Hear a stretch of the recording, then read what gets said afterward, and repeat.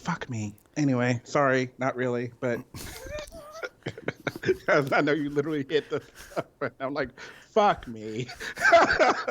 I was going to say, I don't think it made it, but the second one probably did. Excuse me. I'll be Uh-huh. right back. All right, let me tell the children's. We are live for pre-show launch of tonight's COLDR.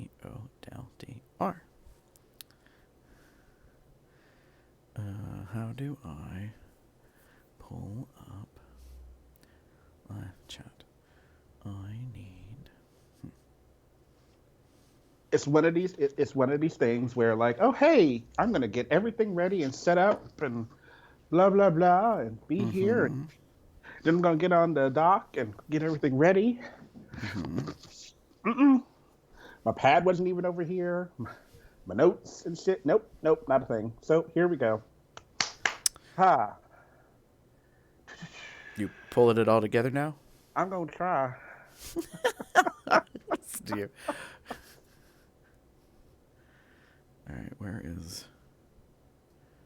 Go over. No. That's not what I want. What are you doing, girl? Go over to there, and copy, and paste. My notes. Looking at my notes. Looking at my notes. Oh, of course you like. Please ignore. Whoops. Ignore the thumbnail and title. That's how it always is, isn't it? I'm gonna close you for Well, really. on YouTube, if you got a notification, it's correct. But for some reason, when you actually list the live link, it just it's still pulling 500 from a week ago.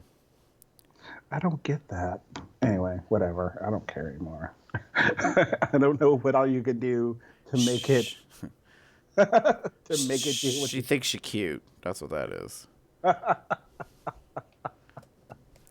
I'll do what I want. So, just like some queens who are competing for $100,000. Imagine that. Why would I want to listen to your advice? I know what I'm doing. What? your runway Comment? comment. I want to hear what you're gonna say. Oh.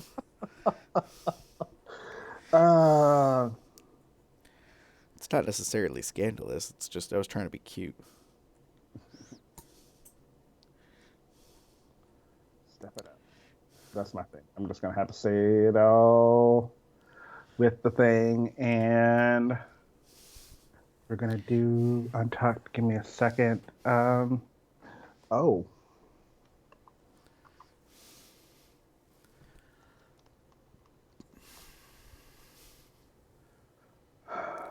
What the heck happened to my... Oh. My teacup has a mark in it. Uh-oh. Well, that's a shame. Womp, womp, womp. Womp, womp, womp, womp, womp. Sorry. Boom, boom. Now I know where you're going. Well, your snaps and eye rolls. At least, yeah. Yeah, I gotta think about eye rolls. When I was putting the doc together, I wasn't sure if anything stood out to me necessarily.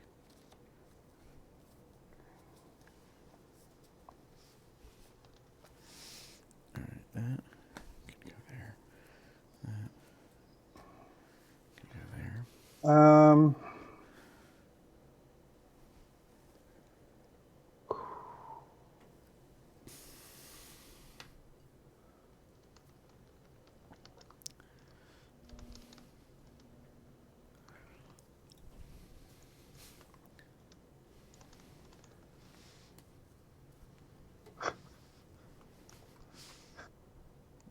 You okay over there? Well, my eye rolls. I think you're. Scandalous. We gonna get there. We'll get there. You pulling a movie quote out. I see what you're doing. So yeah. Talk about meta inception. It's an onion, bitch. Layers upon layers upon layers. I see what you did there. I see what you. It's something that I have to. It's anyway. I'll talk about it when we get there. I will definitely talk about it when we get there because I think it's something to be said. I'm sorry, now I'm laughing because I'm thinking about it. Oh, that's too funny. Oh. This will be 2 episodes in a row. What? Right? No. Sorry. No. End of last season. Two episodes in, we end up making the reference. There we go. While I'm thinking of it,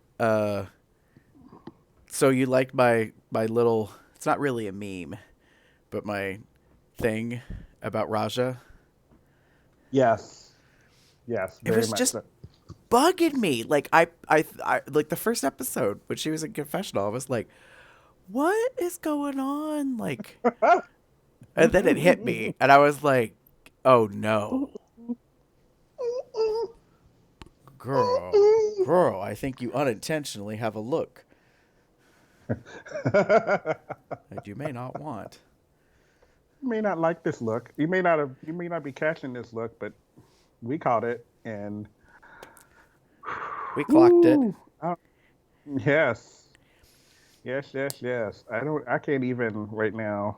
To be fair, she's not wearing suspenders, so I mean that would have sealed it. I was like, it's just my biggest thing is like those glasses that are obviously not right necessary. No lenses. Yep. I'm gonna be like, why? Oh, and another podcast I was listening to, they were commenting on how many of the ladies decided to put on a mug for confessional. And I was like, you know what? They're right.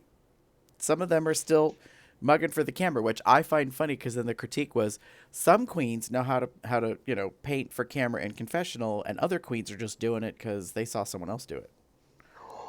Ooh, which is to say, some people don't realize how they look on camera in a tight shot. Perish the thought. I know. I was highly amused by that. I was like, oh, scandal. But juicy. Yes, it's one of those things where I'm sitting there like I have to always like be like, okay, you do that. Go right on ahead. Mm-hmm. Well, you ready? I have successfully updated the doc. Okay. So I think we're ready. Okay. Well, with that in mind, we shall start this lap. Yes, COL Drag Race.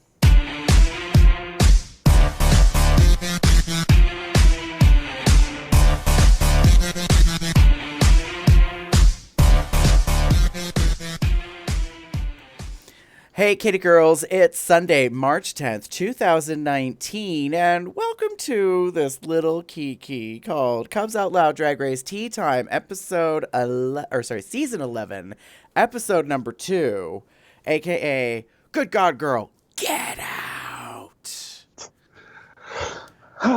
For those of you that are unfamiliar with this silly little show that we do here, we have 2 fabulous co-stars that are the hosts. My name is Gary, and with me is... Everyone, it's Damon, and welcome to the movie spectacular parody goodness that is this episode. Imagine that.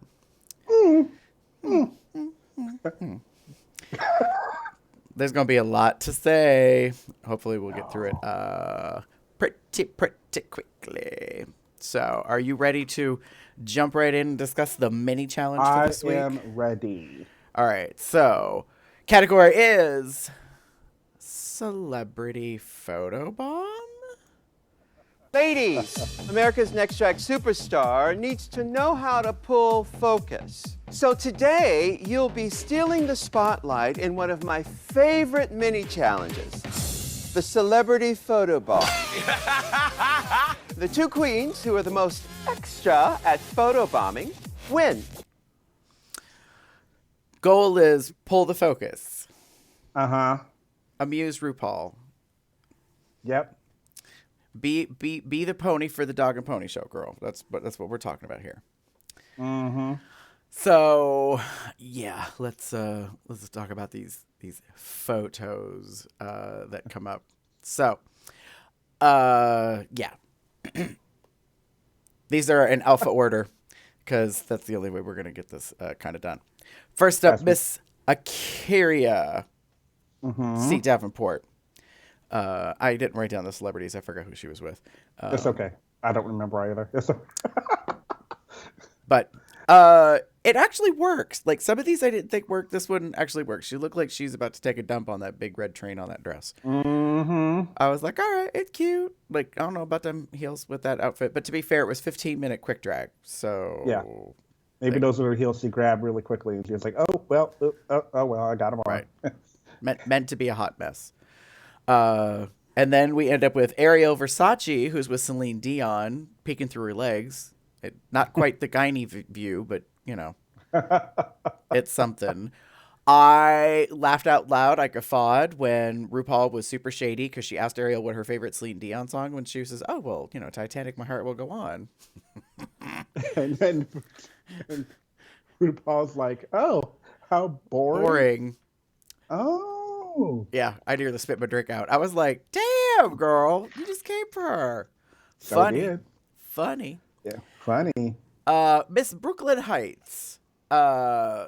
Looking like Katya for me, honestly. I mean, she's not wearing the signature red, but, you know, she's got that thing going on with a slight gymnastics thing. In this case, she's like in front of the White House, in front of the lectern with a big old spread V for victory with her legs. Holding a sign that says "Welcome to America." Yes, it does look a lot like Katya. Like I'm a little scared how much like Katya it looks. Well, RuPaul does get a really good dig on her and calls her Suzanne Summers, which I think looks more like than Katya when she made that comment. Yes, I was like, damn. And then we move on to Honey Davenport with Mariah. It's okay. Like, in some cases, it felt like the queens knew what the picture was. Like, I know they were told, but I think they had a visual reference because of how they positioned themselves. But I'm just I hope they did. I was like, really, girl? Like, this is all you're going to do? Hide behind her and hold your ear? Then we end up with Kahana Montrese with Gwyneth Paltrow. Gwyneth Paltrow. Apparently, like, promoting Goop. I don't know. Like, it's a thing. I'm sitting here, like, looking at this picture, and when it went through the first one, I honestly forgot all about it. Mm-hmm. And I'm probably going to forget about it again. Because just like that, we move right on. Then we end up with Mercedes Amon Diamond. She is with the Black Caucus in the White House. Trump is there. Kellyanne Conway is on her phone, apparently looking disrespectful. I love Mercedes' concept. She got down on her knees. She was trying to see if Kellyanne Conway is wearing panties. I thought that was funny. So that's what gave me a clue that they probably knew what the picture looked like. That they're photobombing. But ultimately, they went with this where she just laid on the ground taking a nap with her hair off. And Rue made some comment about there being another Bush in the White House. I was like, oh, okay. Nina. Miss Nina West being crass and vulgar. I believe this is Cardi B or Nicki Minaj. I can't quite recall. It's one of the two. I can't tell from as I'm looking at it. Sorry, as hi, how are you? Get all up in that business. For those that don't know, I'm looking at this through a screen share of Gary's computer coming back to me to show the video. So the picture's like, it's big. Yeah. And so while I can see it and comment on it, and I saw it in the episode. Yeah. Going back and getting to some of the finer details, I kind of had to get a little close. Yeah. Notably, they blurred out Miss Nina West's crotch area when she picks her jean skirt up. So, yes. because apparently that is an issue. Well, I'll bring that back around in a moment. Mm-hmm. Then we end up with Plastique Tiara, who is with Amber Rose, I believe. Yeah. I actually like this picture without Plastique, and that's not to be shady, but it's just a cute, fun, like, selfie picture. And then they, pop Plastique in, like, see some Jack in the Box shit or something from behind. I was like, okay, it's kind of different or strange. Then we end up with Raja O'Hara with Anna Wintour. This picture is gorge without Raja in it. But it is funny. Like, her original thing with the piece of paper that you couldn't read that says I'm with her. I was like, oh, all right. Like, that's the thing. It makes more sense, I think, that she's crawling on the floor looking foolish for this picture. I'd have rather her, like, trying to blow one of the candles out. Well, that's true.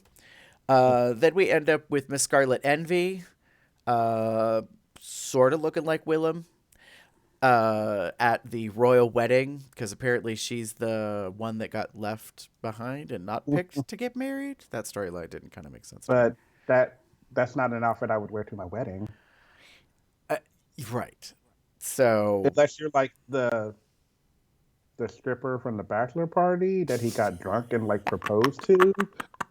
Like, is that what we're going with? Not that there's a problem with stripping. I'm just saying, like, this outfit does not say, like, I'm the wedding. I was supposed to be in the wedding. This says, right. I'm a hoe. Anyway. Right. Then we ended up with one of the photos that I thought it was actually kind of the funniest. Like, it looks like the best well-crafted. This is Sugar Cane, and I cannot remember the name of the actor gentleman that she's with right now, but the concept was that she was asking for she was asking for a photograph, but she looks like she's, like, having a meltdown of some sort at the same time. She's a fan. She's a super fan, and she's like, oh my God, it's Zac Efron. I can't wait. Yeah. I got the concept, and it actually works really well because it looks like he's like talk to the hand. I don't want to do this. Like, yeah, although it's really like he's clapping, like holding his hands like this. Yeah, if you look you close enough, you'll see both hands. But you're right, like it does kind of look like he put one hand up, like no, thank you. Nope. No autographs. No autographs. And then we end up with one of the most controversial potential photos in Drag Race history, and this is why I'm going to talk about like blurring things. Miss Silky Nutmeg Ganache with Tom Brady covering up his face while he's apparently about to throw a football. So, yeah, Miss Silky. She's loud, she's brash, she kind of always draws attention, and there's like shenanigan type stuff. So I was not prepared for this. I'm just going to put that on record. When they were doing this mini challenge, that she decided she was going to go all out, and by all out, yes, I mean literally all out, like all of it came off, and I was like, what are you doing? What are you doing? What are you? Oh. Yes. Oh. Yes. And yes. So to be tasteful for YouTube, this is not like all the shots from her taking her clothes off, literally all her clothes. All her clothes. Well, she was technically wearing like just like a muumuu kind of like, basically what that thing that she has, like she's holding, covering herself with at this point, was I'm assuming kind of a skirt or what have you that was pulled all the way up to her chest to kind of give the idea that she's wearing a dress or whatever. Anyway, so yes, she kind of put it all out there, and that was a choice. Thank you. Yes. Tatiana, choices. So that was my like critique of this whole thing. And it's not just her, but there are some people that make some very interesting choices. I love how we go for the crass and crude very quickly. Nina kind of did it, and a couple of other people kind of did this whole like showing off and being like blacking out teeth and random things like that. And it's kind of like, oh, okay, it's cute. And this was a different kind of choice. That wasn't kind of that weird. It's just very odd to me that one, she did it, and two, they allowed it and filmed it, and because we're not talking like, oh, she's standing there like in like some underwear or what have you. No, the bitch is naked, nude, nothing. Right. Everything is out there and free for everyone to see. And this isn't a case where like Carmen Carrera is, serving like fish all day Mm-hmm. fantasy.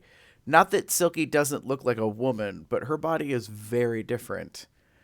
Mm-hmm. And so I think we were all quite surprised. And part of the reason why I also want to talk about this a little bit in terms of the challenge is, so Nina has to have her crotch like fuzzed and digitized or whatever, partially censored, and yet Silky can run around topless and she don't have to cover up her titties. Like they don't I blur it or mean, nothing. And yet in All Stars, Valentina had some nipple showage and they had to blur that. mm-hmm. So no one is Yeah, I don't sure how that works anymore. like. I'm very confused about the censoring.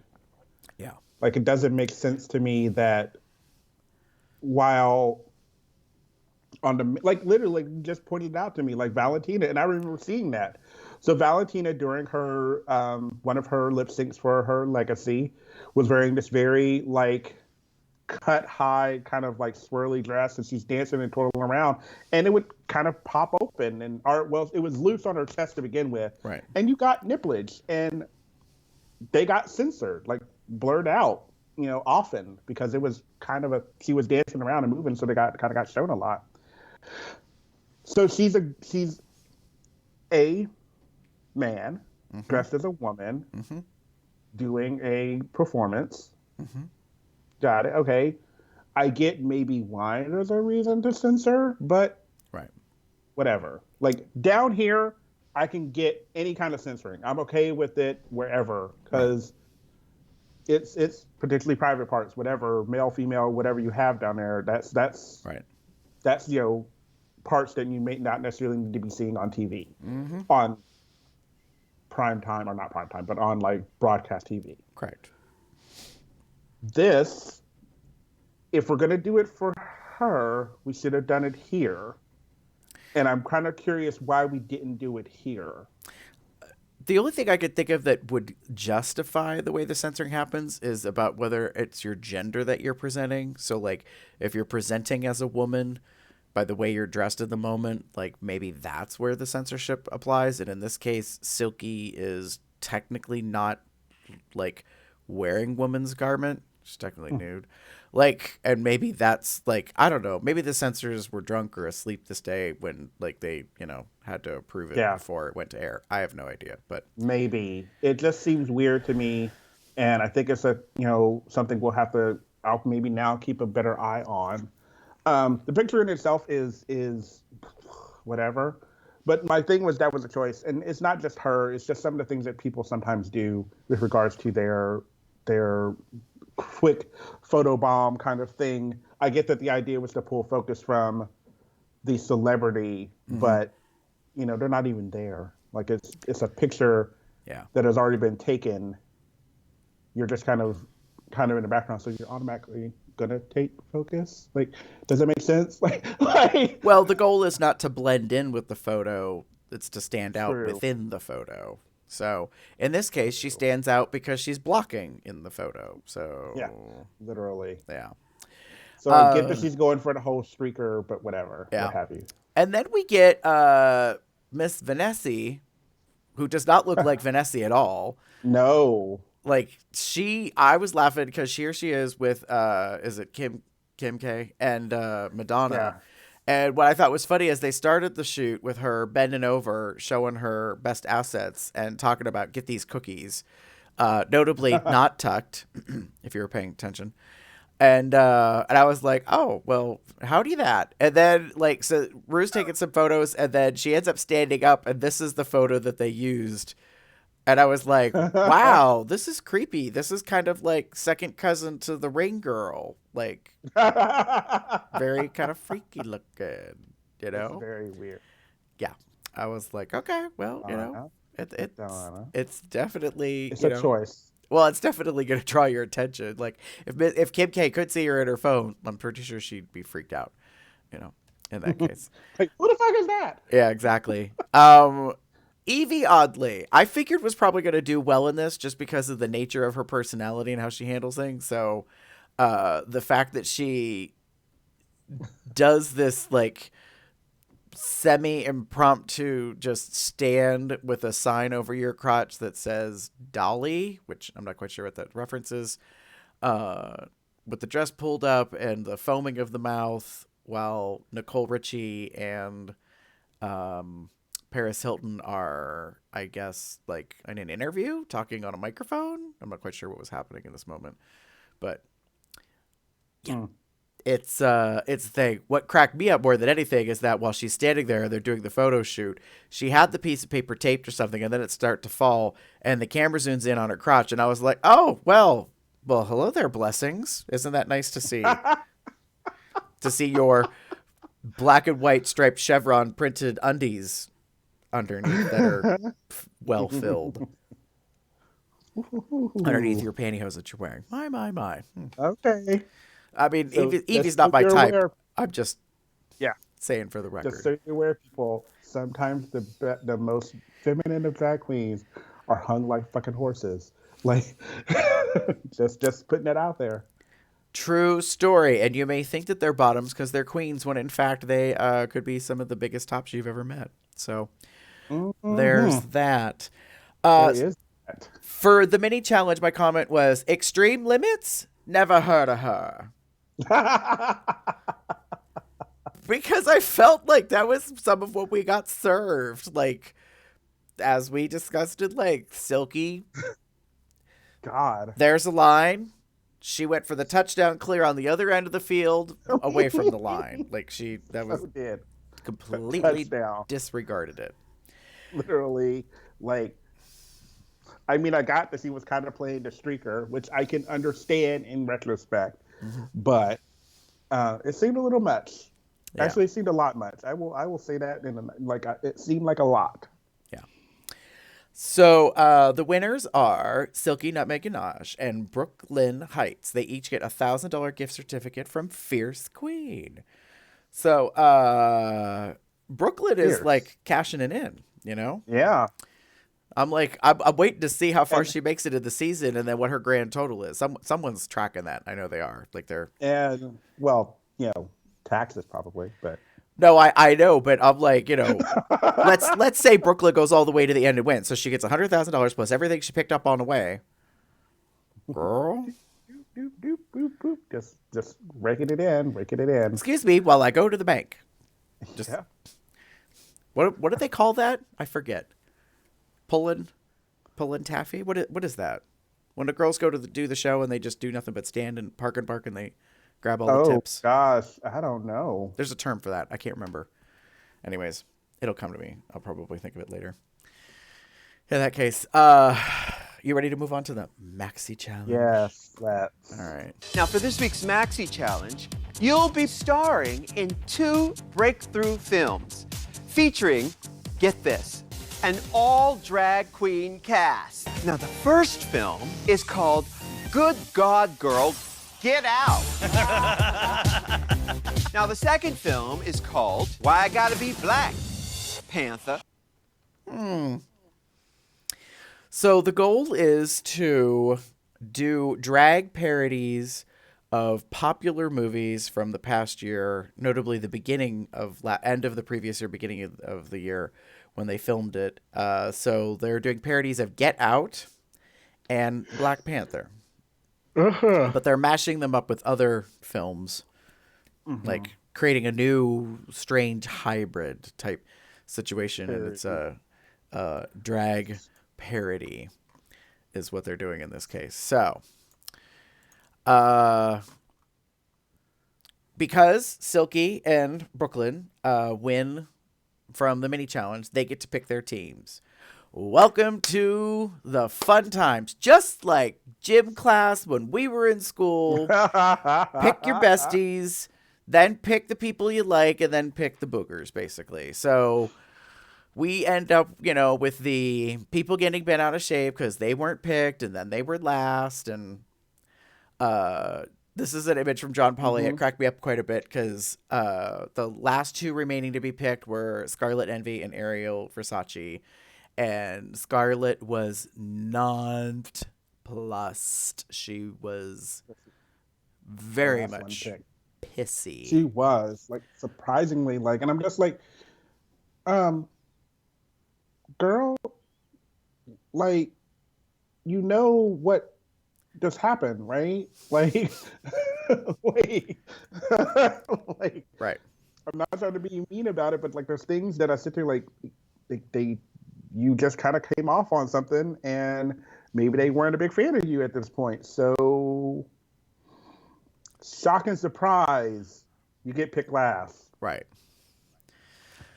I mean, when you come down to it based off of attitude and how they present themselves, I was kind of not surprised that Scarlet and Ariel were the last two. Ariel does not seem fazed that she's in the bottom two really much. And technically she's second to last because, yeah, I mean, but I was like, yeah, she's kind of loud and kind of mouthy and full of herself a little. So that's not the goal at this point. So I did make a little note mentally that Brooklyn picked Nina right off the bat. And I think because they both know each other from outside of the show, and Brooklyn very well probably knows that Nina is a musical gal, loves musical theater, Broadway, that kind of stuff. I think she immediately was like, all right, I'm going to go with someone who I know at least has some talent. I can give you the fucking order, because that's one of the things I always write down. Yeah. Yeah. So Brooklyn picked Nina. Silky picked Akaria. Brooklyn picked Raja. Silky picked Vanjie. Brooklyn Honey. Silky Mercedes. Brooklyn Sugar. Silky Evie. Brooklyn Plastique. Then Kahana and then Ariel, and then Scarlet. Like, that's the thing I do. Like, that's one of the things, because I see that, and I think, no, it's not that. It's not quite right up here, just as I'm looking at the thing. Yeah, the order of their Queens, pictures. Yeah. Yeah. But it's okay. That's all right. It was, team challenges are always the fun, hard, difficult ones now, only because you have to work together in a group. You have to shine as an individual, but you never know how it's going to go. Right. Like, sometimes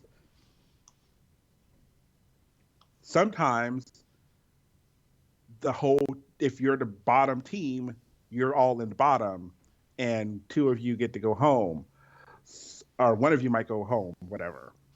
Sometimes it's ladies' choice, and I think that's kind of what we've been doing for the past few years, is that like, it's going to be like, the team isn't necessarily at fault, but individuals from the team can go get in the bottom just based on their performance. Yeah, and there was a trend for quite a while in which, when there was team groupings, that the leader was on the chopping block if one team performed badly. But I think it's been a while since we've had that dynamic. Yeah, that everyone's I think so too. Where everyone, and usually I think when that comes forward is when the team feels that they failed because of the leader. And that kind of becomes the storyline, and that was not the case this time around. No. For this All episode. right. So, yeah, good old Bossy Rossi, sorry, Ross Matthews, and Michelle Visage are the two directors side by side who, help kind of bring these two parodies together. I must say, while I think this suit is a little much, it looks good on Ross. Like, I'm not mad about it. I was just like, oh, funny. That looks like something your boss would wear. I mean, RuPaul. So, very fall colored. Yeah. And I like that he has the tie that kind of goes with one of the colors. And anyway, that's the only, like, good for you. He is a gay Your man. stylist was working today. Yeah. Your stylist wins their points for today. Yeah. So they end up trying to direct these two teams. And I say trying because it's kind of like leading a horse to water or taking a dog for a walk. You can only do so much. Yeah. So, first team up, Team Brooklyn. They have the Black Panther parody. So, It's got to be um, Black yeah, Panther. yeah, exactly. So, 7 gals all together. Very tribal. It's It's interesting because now it's Dragconda. In this case, is the land. I was highly amused by the meme that came out about how Nina West is wearing a lampshade on her head, and it is mimicking. I think it's Mimi. I'm first from a uh-huh. previous season, No, I don't think it's Mimi. I think or is it Jinx? it's someone doing something. I think it's Jinx because if I remember their challenge, there was a challenge where they had to um um yeah, it's Jinx. Sorry, as I look at the picture. Mm-hmm. Thank you. Thank you, Nina West, for sharing that on your Instagram, I'm assuming. Um, Nice. I look at his picture again. Sorry, it's hilarious. But no, that is Jinx in the picture. Yeah. And it was from, I'm assuming it was from, if I remember their season, either one season had a challenge where they took two iconic untucked moments and Mm-hmm. parodied them. No, they didn't parry them. They had to lip sync to them. Correct. So it was all like you had to do the vocal as opposed to the singing lip syncing. Sorry. This is why I'm on the show. Random tidbits of knowledge from Drag Race seasons past. Nice. So these are the gals when they first arrive on the green screen set. So everybody's in their costumes, don't know where they came from, how they got them, blah, blah, blah, but somehow they pulled it together.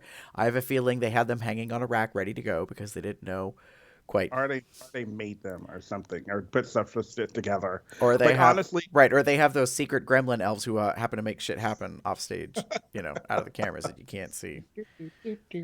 Because I kind of doubt that all of them traveled with this stuff specifically just for this challenge. I would love to hear where this all came from. Well, we might. Nina West does have her own podcast, Dragcast, that she does with her bestie. I started listening to it thanks to Q, hey girl, who referenced it. I will admit it's not exactly my cup of tea in the way that they kind of do it, but I'm going through it because I do like the fact that Nina apparently is going to at least explain some things about how stuff went down and some other stuff. So I'm not saying there's going to be tea spilled, but at least it'll be a little insightful. Yes.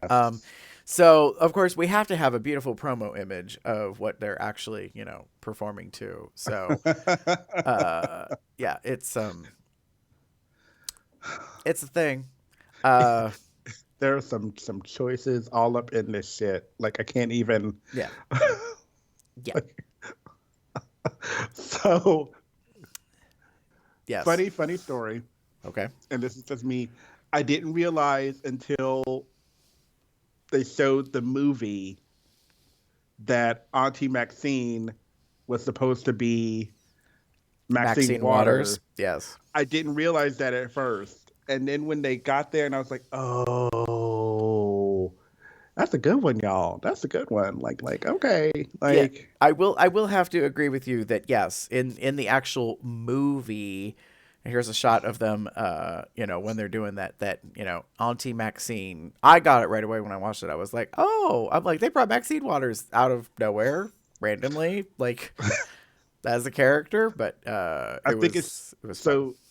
If you've seen the movie Black Panther, Auntie Maxine is supposed to be the father that's in the spoiler alert if you've not seen Black Panther, okay? So the God damn it.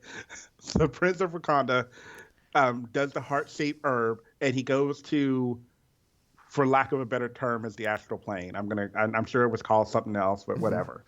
And there he meets his ancestors, and one of his ancestors is obviously his father, who gives him some of the advice that he needs, blah blah blah. Right. So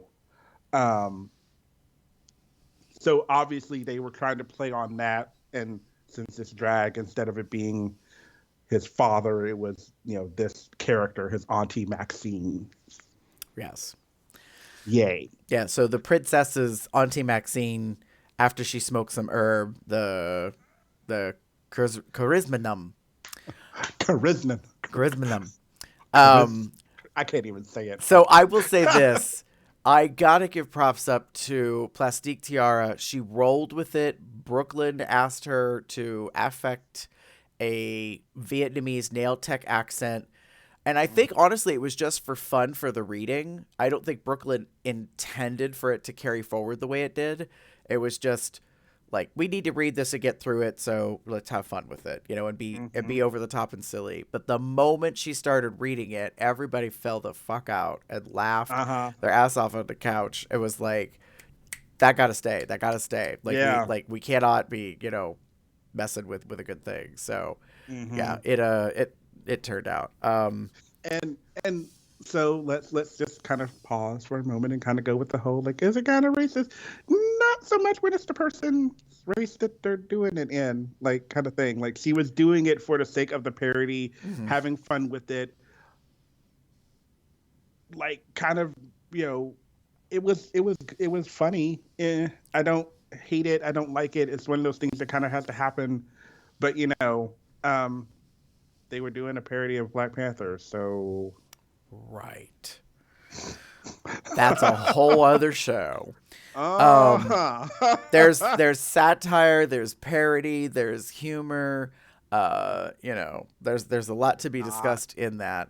So yeah, but we could go on and on and on and on and on about that, but we're not going to, because we have like a show to do. Yes. So, and then we have Team Silky Ganache. And they have Good God Girl, Get Out, which is a mashup of Get Out and The Help, which does not quite make any sense to me. But I also did not see the movie Get Out, so that might be part of where I'm lacking. I have a big knowledge gap because it appears it relied heavily on that movie. And by the way, so I kind of had to laugh about this because I was watching it and I was like, they really could have probably used one of these in the show, because I'm thinking you kind of gave away the plot of this like thriller movie that was a big hit at the box office. Yep. Who I haven't seen. Yeah. Just saying. So anyways, but I've had a year, so yeah, that's true. So this is Silky's team. The 7 of them are all together. Notably, Miss Vanjie is Cool Dad, which is so messed up because all I kept thinking is every time that they were making the reference, I kept thinking of Jinx Monsoon's online web series, Cool Mom. Which, if you haven't seen it, you need to see it because it's really quite funny, in which Jinx Monsoon plays a woman who gave birth to a gay son who is now an adult, and how she's trying to help him navigate. First, it was navigating coming out and then getting laid and being protected with sex, like awkward parent all the way. So, oh God.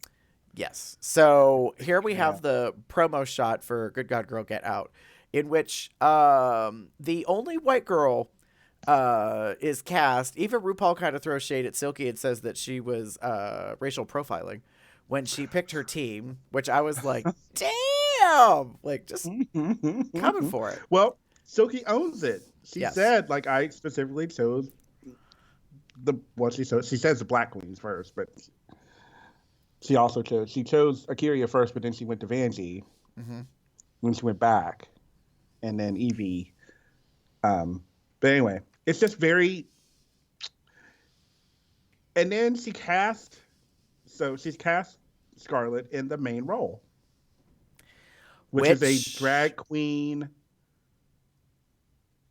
I forget how it goes. Like, drag queen that is dating a girl.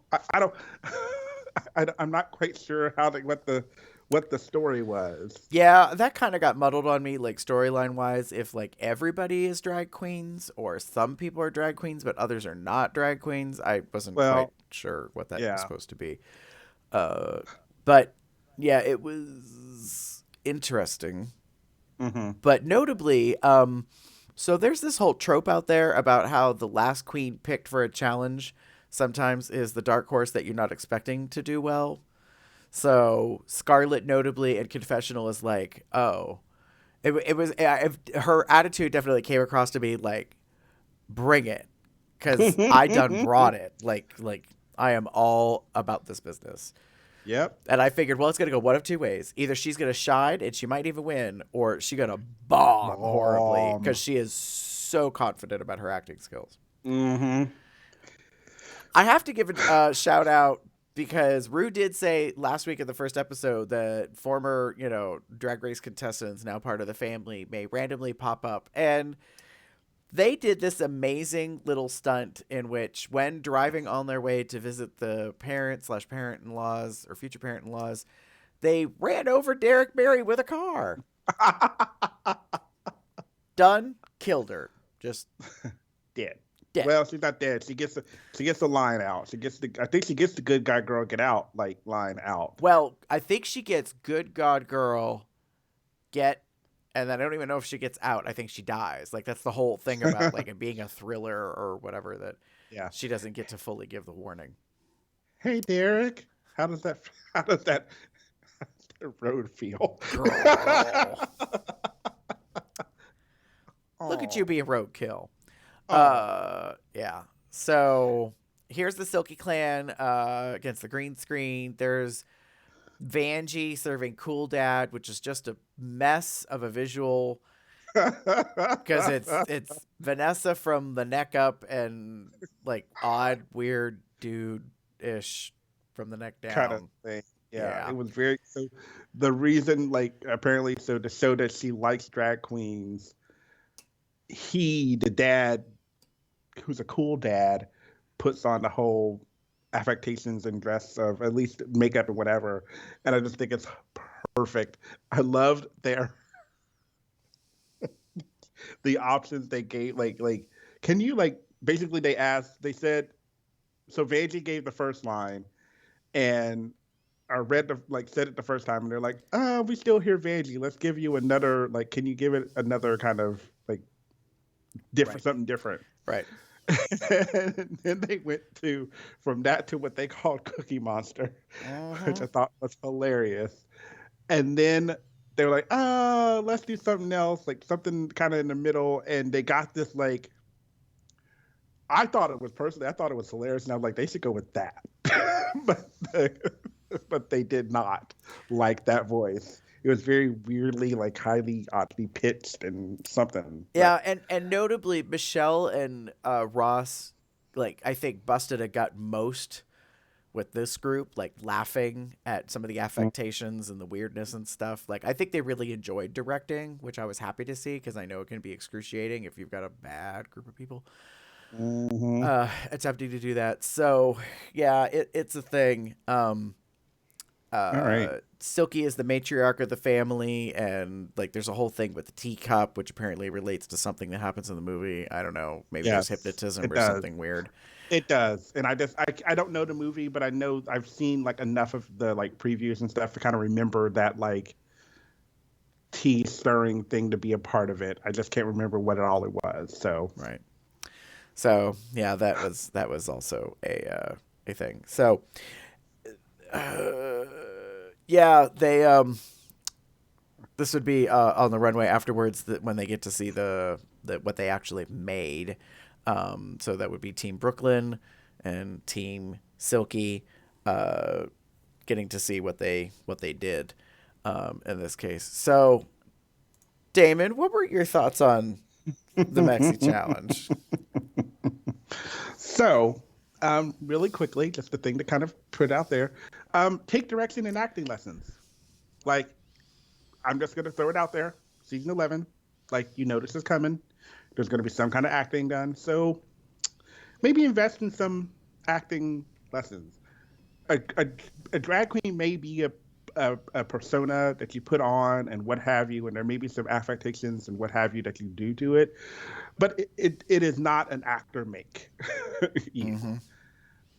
Therefore, like, maybe you want to take some acting lessons and learn some like general things that you can do with regards to like memorization and learning of scripts and and working lines of dialogue and how you should, pause and all those little things that kind of would help in the grand scheme of things. There are some definite like problems, as it were, with some of the actors or drag queens doing some of the stuff. It was very weird, and I think honestly a lot of it would have benefited from just a few lessons to kind of like brush up on some of the stuff. Just like with me and sewing, me and acting is another thing. Like, so Right. Drag Race Queen should know the following. Right. Like, you should know how to paint yourself. That's like number one, because guess what? You're going to always paint yourself. Right. Like, you're not going to have someone come in and do your makeup for you ever. So number two, learn how to sew. Like, you're always going to be making something Right. for this race. So learn how to sew. Try to learn how to sew well. Like, in multiple things. And that is the one thing I wanted to kind of put a circle back caveat on. So listening to Nina West and her own podcast, she wanted to make it clear to the world that what she was attempting to say or was trying to communicate in last week's episode is she was not inferring that she did not know how to sew. She does not consider herself a seamstress.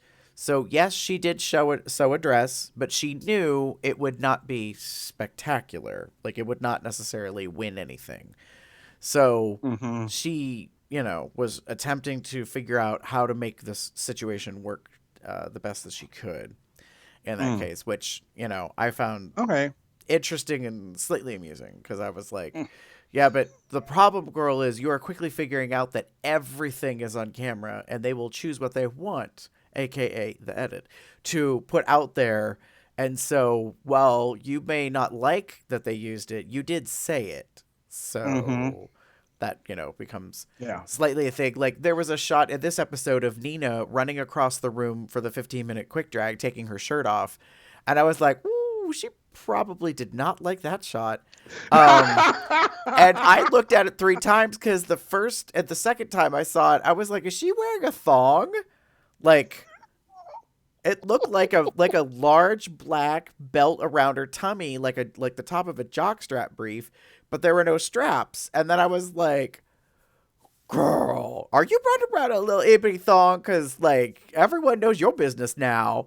And then I realized that she was wearing probably a belt for her mic pack, for her lavalier wireless mic that she was running around in the workroom in. But you couldn't quite see to tell what it was right away, so it looked like she was just prancing across the room, tearing her shirt off. Okay. So, and so that's kind of again, like I said, so just like do some lessons. I know it seems silly, and because just look at the differences in regards to what we got in performances. You have some very like kind of like shining stars. Scarlett, Evie, in some ways, Silky, on the other team, Suga did a really great job in her role. While it was small, it was still pretty fucking good. She took direction. That's the other part. Take direction as well. Right. Like when the directors or whoever tells you kind of do something, take it in for a minute and then try to redo it. I know you may not have a lot of time, which we're assuming based on edit. Right. But like, for God's sake, just like take what they say and use it, because believe it or not, I know they're not like Spielberg and whatever, but they're kind of your directors for the purpose of this thing, and they're trying to do what they can to make it funny and entertaining. Yeah.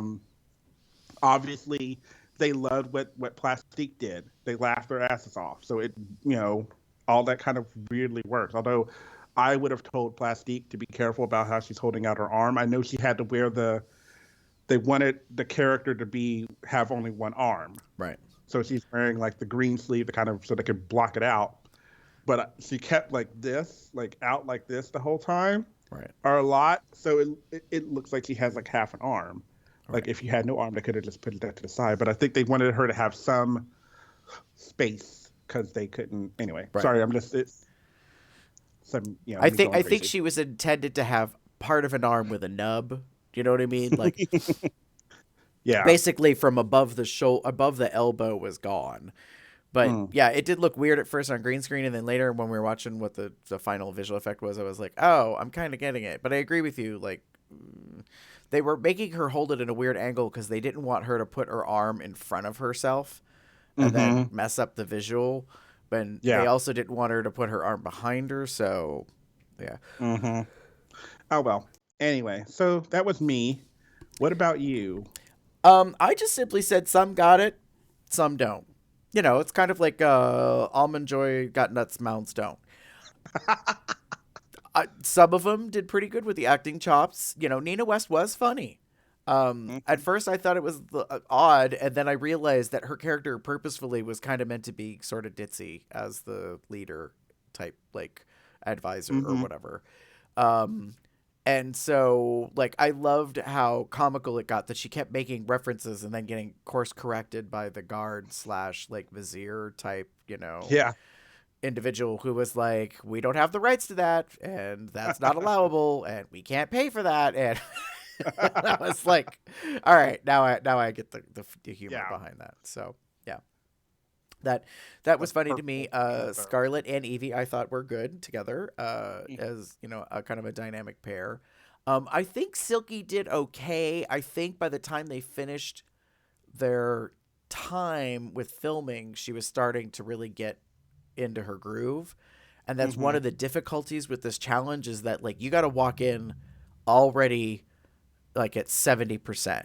Like, if you're not already approaching a passable score of like 80, then like you have that much further to make up very quickly when you're there. And because now is not rehearsal time. Now is camera time. Like now is lights, camera, you action. Like you gotta deliver.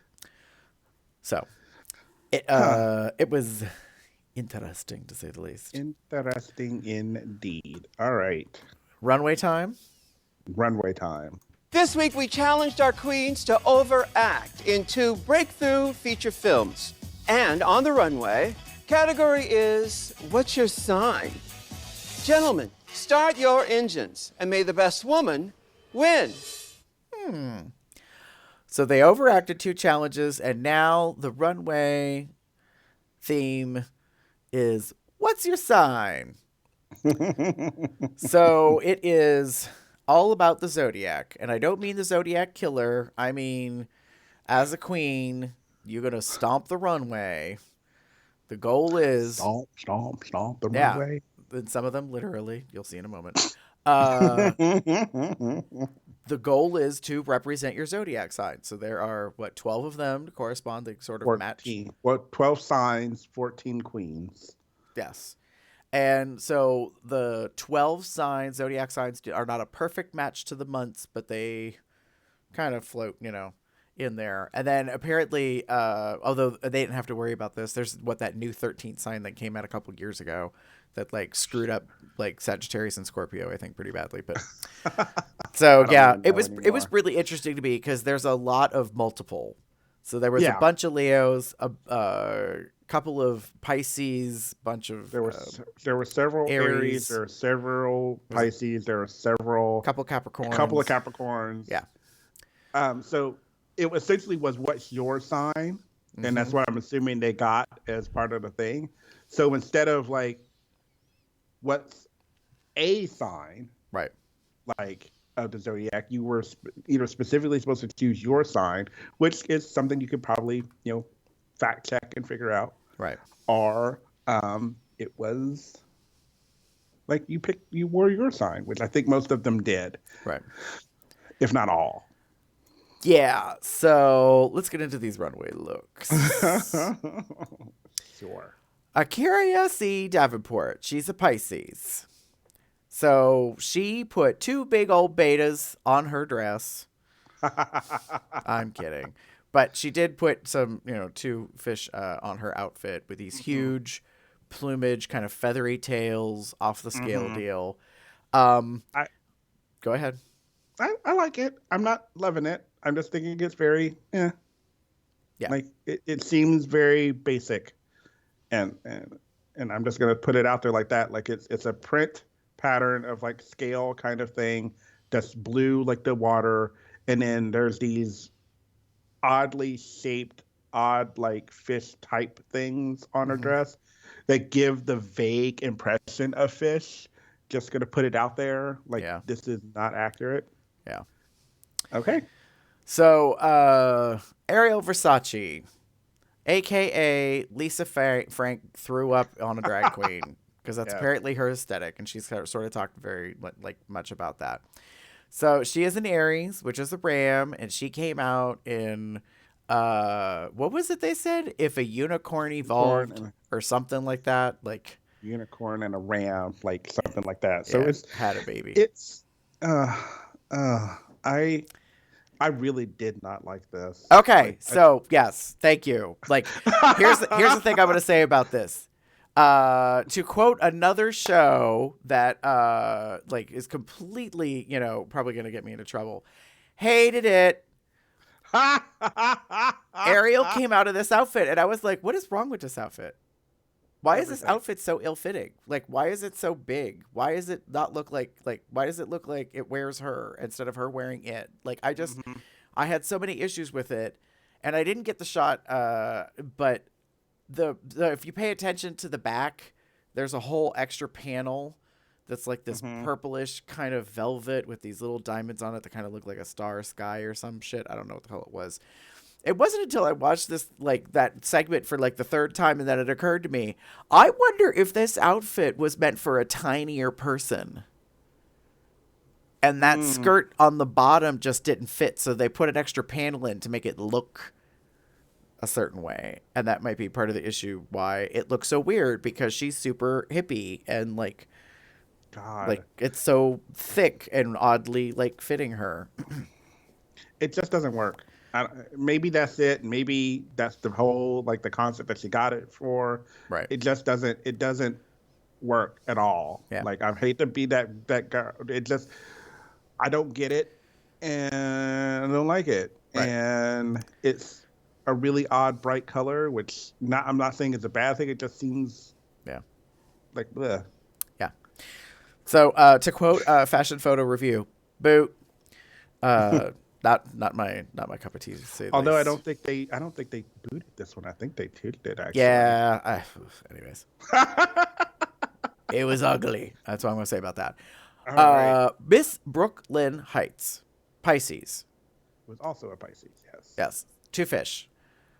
She came out in warped plastic, in this gown with these two koi fish. The whole bottom was textured, ruffled. To me, this was the clear winner. The moment she came walking out, I was like, ooh, somebody brought some All-Stars money. Check this action out. I was like, this bitch is here to, like, make an impression and win. Yeah. All right. I see you. I see you. Like, I was highly, highly, highly, highly impressed. I really liked this particular outfit when she came out. So I was like, good on you, Miss Brooklyn Heights, originally from Canada, now serving maple syrup to the children's in Nashville, apparently. Yeah, I thought that she looked really good. Although she did make a comment about the fact that the plastic, the part that wraps around like her on her shoulders or whatever, apparently she said it was painful, like / heavy or something. So I was like, well, it's sometimes possible. Beauty hurts, right? For the sake of drag, sometimes you do shit that you're not necessarily a big fan of. Yeah. Speaking of things you're not a big fan of, well, here's Honey Davenport as a Leo. This tea is tasty. So, shady. What? I'm just shady. Honey came out. Honey comes out. I will admit that her makeup was pretty decent. I'm not a fan of the big hair mane. It just looks like like kind of coppery cotton candy that someone threw glitter on. It needed more shape or definition. I'm not sure about it. The dress was interesting, but it was see-through enough that it was distracting to me that I could see her body underneath. Yeah. So I don't know. I wasn't a fan of this dress. It's again, I'm just gonna go out and say it, like, compared to some of the other girls, it was very basic. and I hate using that word, but it just seemed very like, I'm going to do this up here, and that's going to be my representation of Leo. Mm-hmm. And I'm just going to throw this kind of dress on that gives these little color, just enough to kind of match the dress, just enough that it, or match the hair, just enough that it works. Mm-hmm. And I wasn't a fan of the see-throughness of it as well. I would have liked her to have done something different with the bottom of it. Yeah. It seemed just too weird. Anyway, but yeah. It's a look. She said she was serving up Diana Ross realness, and I was like, I bet Diana Ross and her daughter Tracy, Ross also has something to say about that, because I wasn't getting it. Mm-hmm. Just for the record. Then we end up with Miss Kahana Montrese.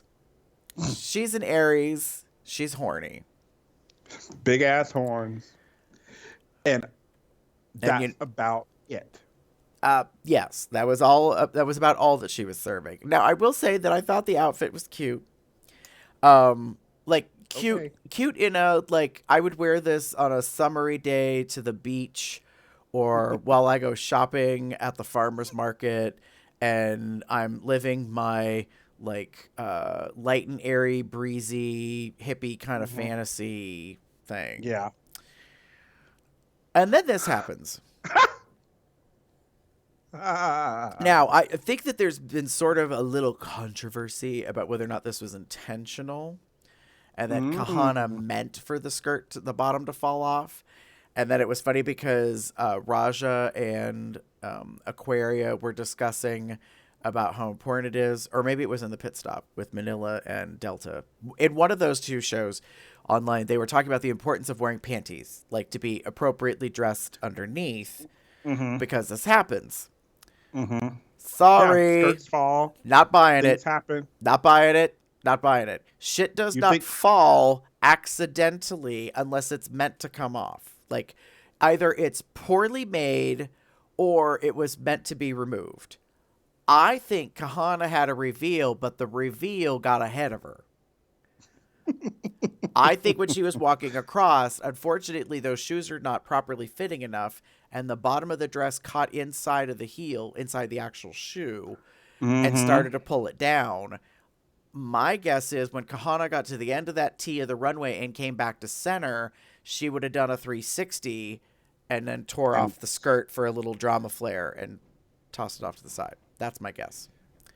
Because she looks fine underneath. She actually looks really decent without the skirt on. So that was where I was like, now wait just a minute. Wait a second. Wait a minute. Yeah, I can understand that. And I'm on the fence about this as well. I don't know. I didn't hear about the controversy part of it, but I will say that this is something that probably wasn't. I don't want to say it wasn't meant to happen. I think it was not meant to happen at that point, because obviously later on we see it again. Right. We'll get to that. I will say this much: I do not like this wig. I think this wig is not a good color. Yeah. It doesn't really match. It doesn't work. It's odd on her face and shape and everything else. But anyway, I hated it. Go on. Speaking of hated it, Mercedes Amon Diamond. She's a Sagittarius, so she's a hunter. The only one that was a Sagittarius, if I remember correctly. Yes, and she's originally from Kenya. So she has this cute little quippy line when she's running the runway in her voiceover about how she's a hunter and she's not going to let you forget it.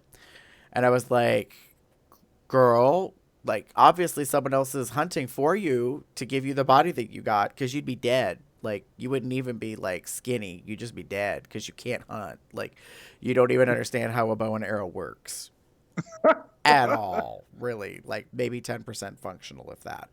The fact that Bobby Moynihan points that out in Judge's critique later was hysterical to me, where he was like, she just, like, it was non-functional. It just wasn't happening.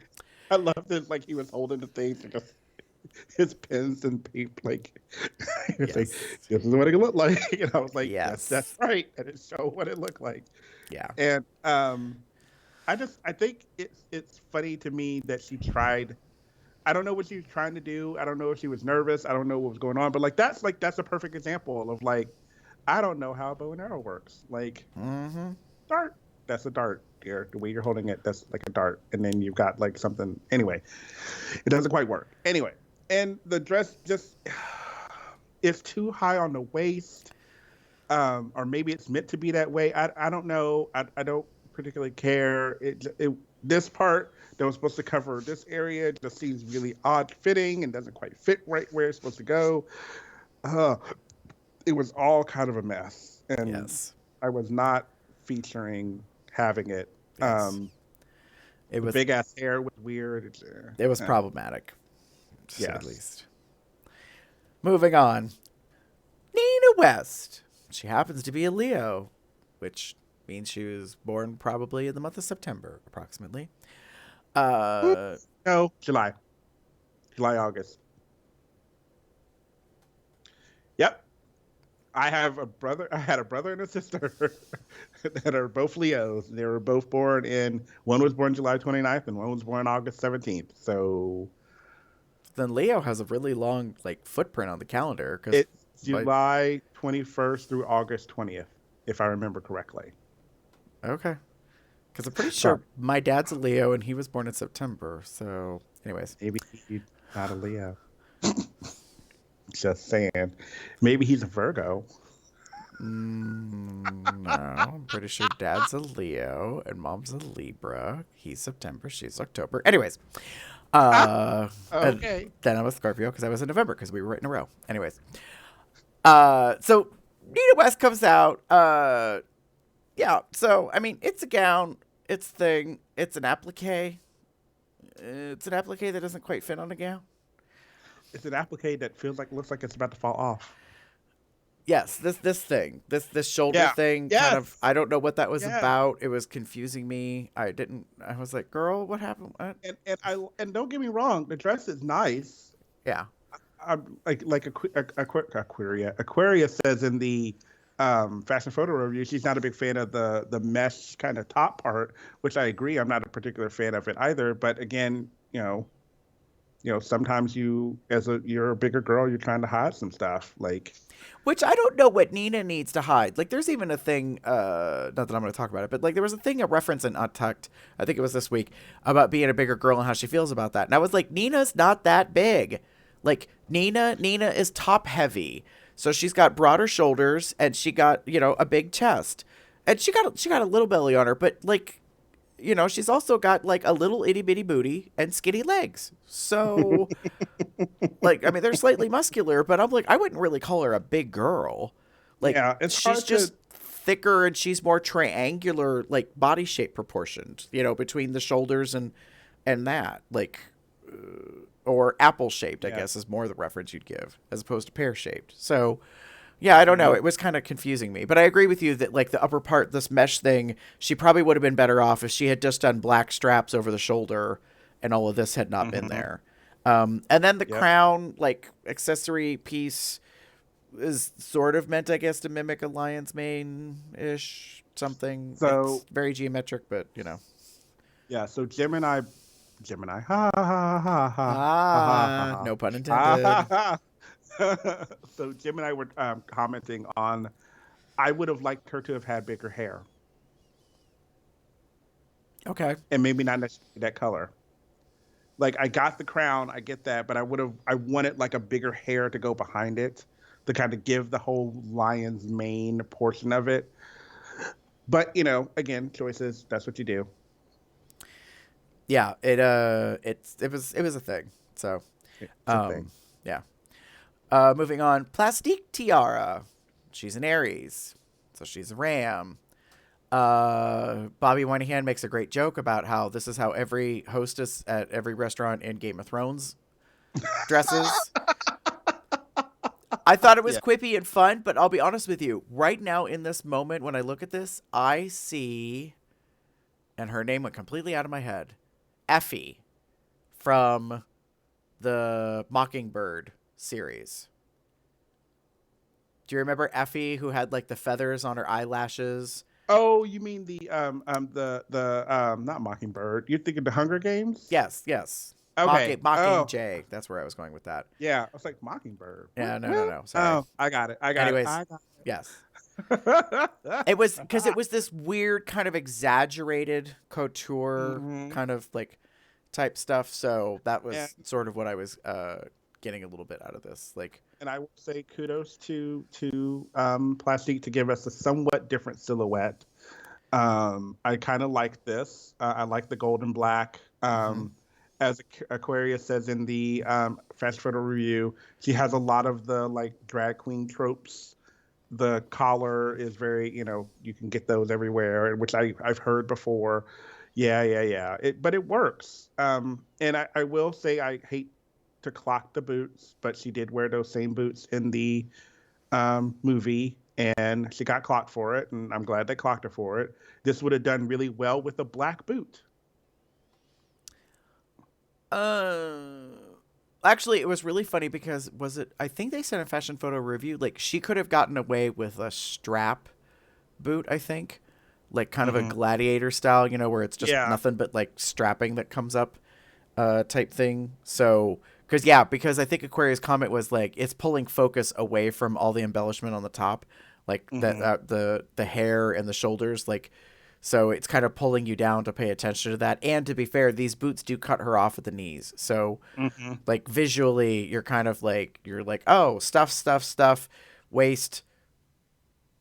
It looks like stumps of legs and then boots. So I do understand kind of that reference. So then we've got Raja O'Hara, who happens to be a Capricorn, aka goat. Sea goat. Well, that's what it is, a sea goat. It is technically the sea goat. Oh, sorry. Gosh. Is Capricorn or no? No, wait, I'm wrong. One of them's a goat and one of them's a sea goat, and I can't remember which one. Bear with me a moment while I get onto. Or maybe I'm wrong. Whatever. While you go to Wikipedia to figure out what the. Well, I was actually on the site already about the signs, and that's not. I was wrong. So, forgive me. That's okay. Whatever. Anyway. So, I have to agree that this was like sort of simple yet perfectly simple. Like, it's just a gown. It's not crazy and over the top or outlandish. The fact that she wore the hooves on her hands, like, helped deliver more of the aesthetic about the goat aspect. The fact that her horns were actually made of hair, like, took a wig, actually, like, made the hair into that, like, It's a pop-on. I think that, she did well with that. And, she played it up. She wore the gloves that are hooves, which I think was just a good enough touch to get what she needed to go with it. The reason I mentioned the sea goat part of it, because if I remembered, like there was like I said, I thought it was Capricorn, but maybe I'm wrong. Who knows? Correct me. Like, hey, people, call in, leave feedback. Correct me if I'm right or wrong. Like, say something about that, because I feel like Capricorn is a sea goat. But anyway. Whatever. And that's kind of what I was going for. If she had kept this, like, the way she had it, the silhouette, and done, like, the mermaid bottom, which this is kind of doing, but not really. It's not quite. It's a little bit too much structured in the bottom to make the mermaid part of it. If she had done that, then I would have been like, oh, my gosh, that's so accurate to the, sign. Because the goat on top and then the mermaid or whatever on the bottom, but whatever. I wasn't the biggest fan of this look. I thought it was kind of lame, and I think I even marked it as such. Let me get my notes. Yeah, she. I mean, I have to agree with you. I like it all the way up until about the thighs, and then this shot from the side is kind of where it shows more that it doesn't work as well. It's almost like she should have either had it cut off above the knee or like flush down to the floor but tighter. Like just something about it isn't quite coming together. I would have liked it if it had gone into like not tassels, but like are bigger like strips of the fabric to kind of give the legs a little bit more movement, because it feels as though as I'm seeing her walk and move around that this is very tight on her. Yeah. And that it's hard for her to move a whole lot in this dress. Yeah. And again, there's a lot of like, as you look at the bottom, there's some structure to that bottom. Right. And I don't know what it is, but there's something there that is making it feel like it's stiff. Right. And it could just be very well that the fabric itself doesn't have a lot of movement to it. Like in that, while it works for the top because everything kind of stays in place, the bottom becomes problematic because you're supposed to be able to walk in the damn thing. In that case. So, Miss Scarlet Envy. She's a Pisces. So, in this shot, it doesn't look very good. She looks like a unicorn. Like, in a bodysuit. Like, in a swimsuit or something. With, like, a mermaid bottom. It's very confusing. And she comes out with, like, little bubble guns in her hands. So, she does this whole, like, Lawrence Welk meets, like, fantasy thing. I didn't get a good, visual of this, but I will say, like, I understood aesthetically what she was going for, Yeah. It was a interesting fish meets mermaid under the sea kind of like sort of like fantasy of like a throwback prom theme. I don't know how else to say it. Like, I'm not being shitty or being shady. It's just, it was well done, but at the same time, I don't know. Like we've talked about this in the past. Like when Michelle gets like shitty with some of the queens and says it's too costumey. Yeah. Like, to me, this is sort of on the borderline of like looking like something that you might wear for a costume, as opposed to perform in it, if that makes sense. I don't know. Yeah, it does. I like the choices that she made in regards to like the, using a blue kind of like, color in her makeup, in her health. She even contoured her, breasts in this kind of blue kind of thing. And it works really well for that. I don't know if she added any kind of coloring to her, to lighten her up, if that makes like the kind of like give the white and then the blue kind of thing. I liked it. I didn't hate it. It was very pretty. Right. But I kind of agree with you that it may be bordering on costume. But is that because, to me, maybe because of the bubble guns or not? It was a cute way to bring that, water elementy kind of thing to it. So good for her. Again, like I said, and I think Aquarius said it in the fashion photo review, I would have liked her to have done something to those guns to be like, it's supposed to look like I got these from the dollar store kind of thing. And I doubt she got the blowguns from the dollar store, but they could have done better. Agreed. Sugarcane, the one and only Scorpico, as RuPaul likes to say. So, which we find out in the, we found out in fashion photo review, RuPaul is a Scorpio. Yes. And I am Scorpio. Yes, and so am I. Scary. mine is the 8th. Damon, yours is October 25th, so I'm early. Yeah, you're sort of on the cusp of the beginning of the month. I'm on the 8th. RuPaul is the 17th. So, nice. And I've known for a long time that RuPaul was a Scorpio. That was one of the things that kind of drew me originally to RuPaul many years ago. Not just like the delivery of the RuPaul character and that, but I was like, I found out a number of years ago. I was like, oh, RuPaul's a Scorpio too. That means she a horny sign. And I also kind of like, even though I don't really put much into the Zodiac, I like following and seeing who else has a sign that's the same sign as you and that's successful, and how they kind of navigate things. So, but yes, Sugarcane is a Scorpio, and this is what she gave us. So for those that don't realize, red and black are the traditional colors of Scorpio. They're the power colors of Scorpio. So I got where she was going. She just didn't go all the way.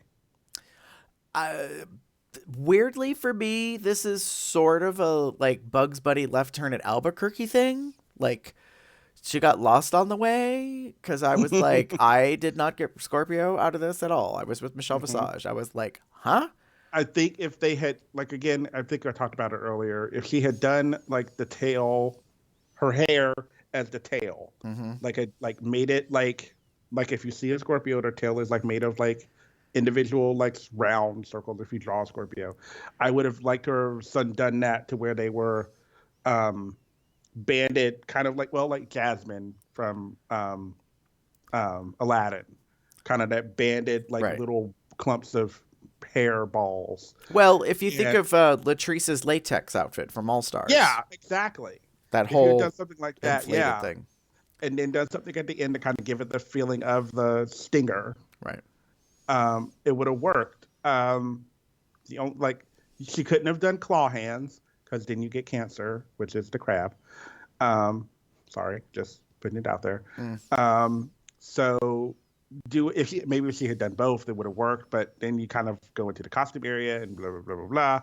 Yeah. I got Scorpio only because I know the red and black, and I got what she was trying to go for it. She just didn't do enough up here. Yeah. And if she had made it like a solid-ish piece or something to where she could swing it around, I would have been more a fan of it. Yeah, I mean, like, I'm shocked that Michelle compliments her on her makeup from the judges stage, because then, of course, the camera does a close-up, and I was like, it's not that pretty. It's just a mug. Like, and it's not like she had atrocious makeup last week that she got red for, so I was very confused by the compliment. So for me, this was not really working at all. Yep. Silky Nutmeg Ganache, a.k.a. Capricorn, swallowed a My Little Pony. And a jellyfish along the way. I don't know. I do not get Capricorn from this. I get like you said, jellyfish. I get the fur on the sides is the only thing to me, and the supposed little bitty like horns. Yeah. I don't like this. I really don't like it. And it has nothing to do with it. It's just like a bodysuit. There's too many things going on.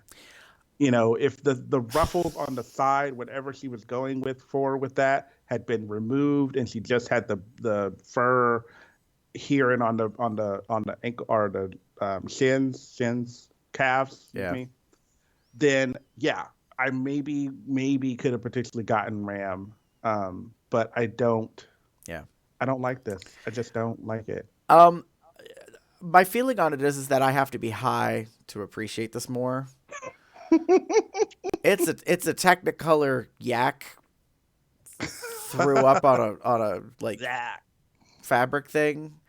I don't hate it. I just don't get it. Like it says to me psychedelic snow bunny realness more than anything. It's like this weird winter white party, like at like this, you know, like everybody threw paint bombs at her or something. I don't know. I just was like, I don't understand. It doesn't quite work. Yeah. I don't know what to call it. It just doesn't work. Yeah. Like I don't get, like I said, I don't get Ram or Capricorn. I get jellyfish or something. Mm-hmm. It is Seagoat, and she was going that route. I don't know. Yeah, I don't know. Miss Vanessa Vanjie Mateo is the one and only Libra. And she did justice. But I'm bumped. Nicely delivered, Damon. So she walked out of this, and I was like, oh, so that's what happened to all of Sasha Velour's pedals after the competition. Nice. Honestly, she served this shit up piping hot for everyone to drink from and enjoy. Like, I was gagged. I was really surprised she came out in this. I love this. I think this is so beautiful. I think this is so appropriate. I think it's well done. She's given us the obviously she's given us the scale, she's given us the sign. I'm sure that probably wasn't easy to balance on her head, pun totally intended. But it just works so fucking well. I'm sure she probably couldn't do much but walk in Well, this outfit. she notably, like, I mean, backstage and in tucked, like, she had to take parts of it off, and there's girl, it's like when they pull their face back, there was straps and pulleys. Like, I don't understand how the whole damn thing worked. Each of those like bowls that are suspended apparently are separate pieces. I think if the headdress, all of it was missing, it still would be a great look. Like if she was wearing, a beautiful, like, kind of like a finger wave underneath or something. Like she looked damn good. I was really, really happy with how she turned out. Angie's doing her like pulling it out. Yes. Like kudos to her.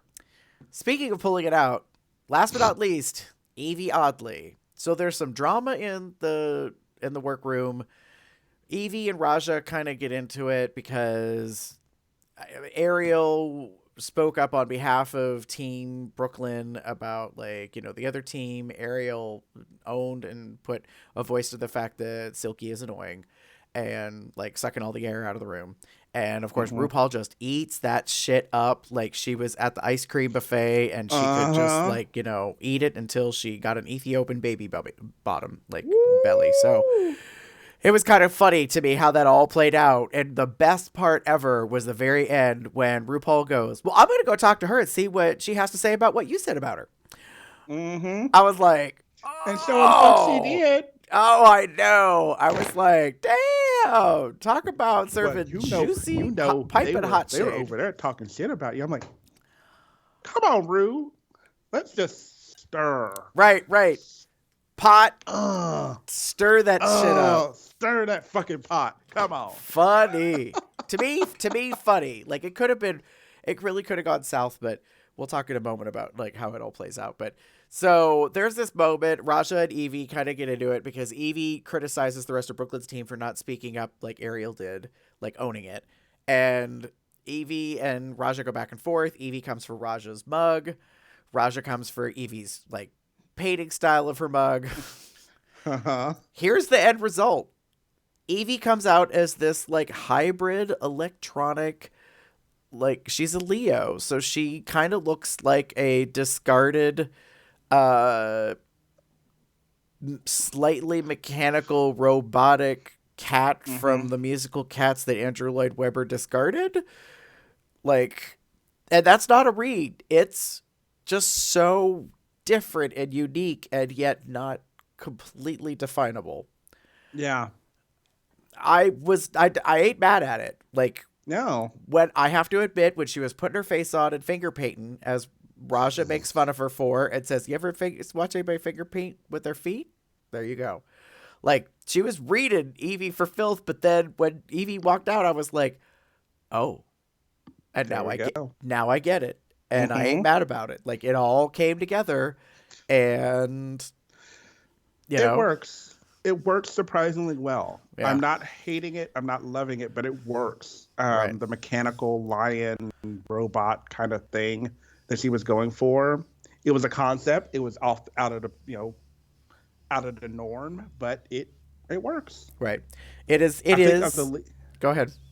I think of the Leo, she's the one that did the best representation of Leo. If that makes sense. Agreed. Which seems kind of funny because she's a robot, but whatever. She's not your typical Leo, I guess is what people would think of conceptually. So yeah, I mean, I thought that it deservedly kind of went well. So there's the 14 gals side by side in their runway looks. So Damon, for our segment Stomp the Runway, what did you think? Step it up. And I mean that in the nicest way. Like, there are some girls in this season, as we go across this line, that I feel like should have done more. They kind of fade into the background very quickly and easily. And there's 3 on the end right there to me that are kind of fading away. Mm-hmm. Um, and it's just like I want it. I again, I keep harping on this whole like it's season 11. I was harping on about when it was season 10. There's a clear like you need to step it up. Right. Like every season, every time, every runway, every challenge, like just go for it. Because you know, I don't. While I don't particularly care for Ariel's look, it definitely stands out Right. just in its color alone. Right. So yeah, overall, I think some of the queens just need to learn that. And unfortunately, that kind of I'm gonna go ahead and say this. I need you, Nina West, to also step it up. This was something. She's gotten some heavy criticism because some people are saying, "Girl, you auditioned for 9 goddamn years to get on here," which means you auditioned like since what, season 3, 2 or 3, yeah. and and all this time. So one would think by now, if you've been seriously contending to try to get on to the show, like one viewpoint, which I understand is not accurate, would be that you should be slaying every single queen with everything you do. Mm-hmm. So, yep. Agreed. And it's a thing. So, what about you? I said leave prints behind or wear them. So I mean Prince, Prints, not formerly the artist. When I say leave prints behind, since we're calling this Stomp the Runway, I mean leave footprints. Like literally stomp down the runway, leave the prints behind, or wear them, meaning the competition walked all over your ass. Like just ground you down, stomped you into the floor. I think that's what happened. I think some girls they really kind of played it safe. Kahana gets red for it, and I have to agree. I mean, when the guest judge says, if I can do what you do, that is not drag.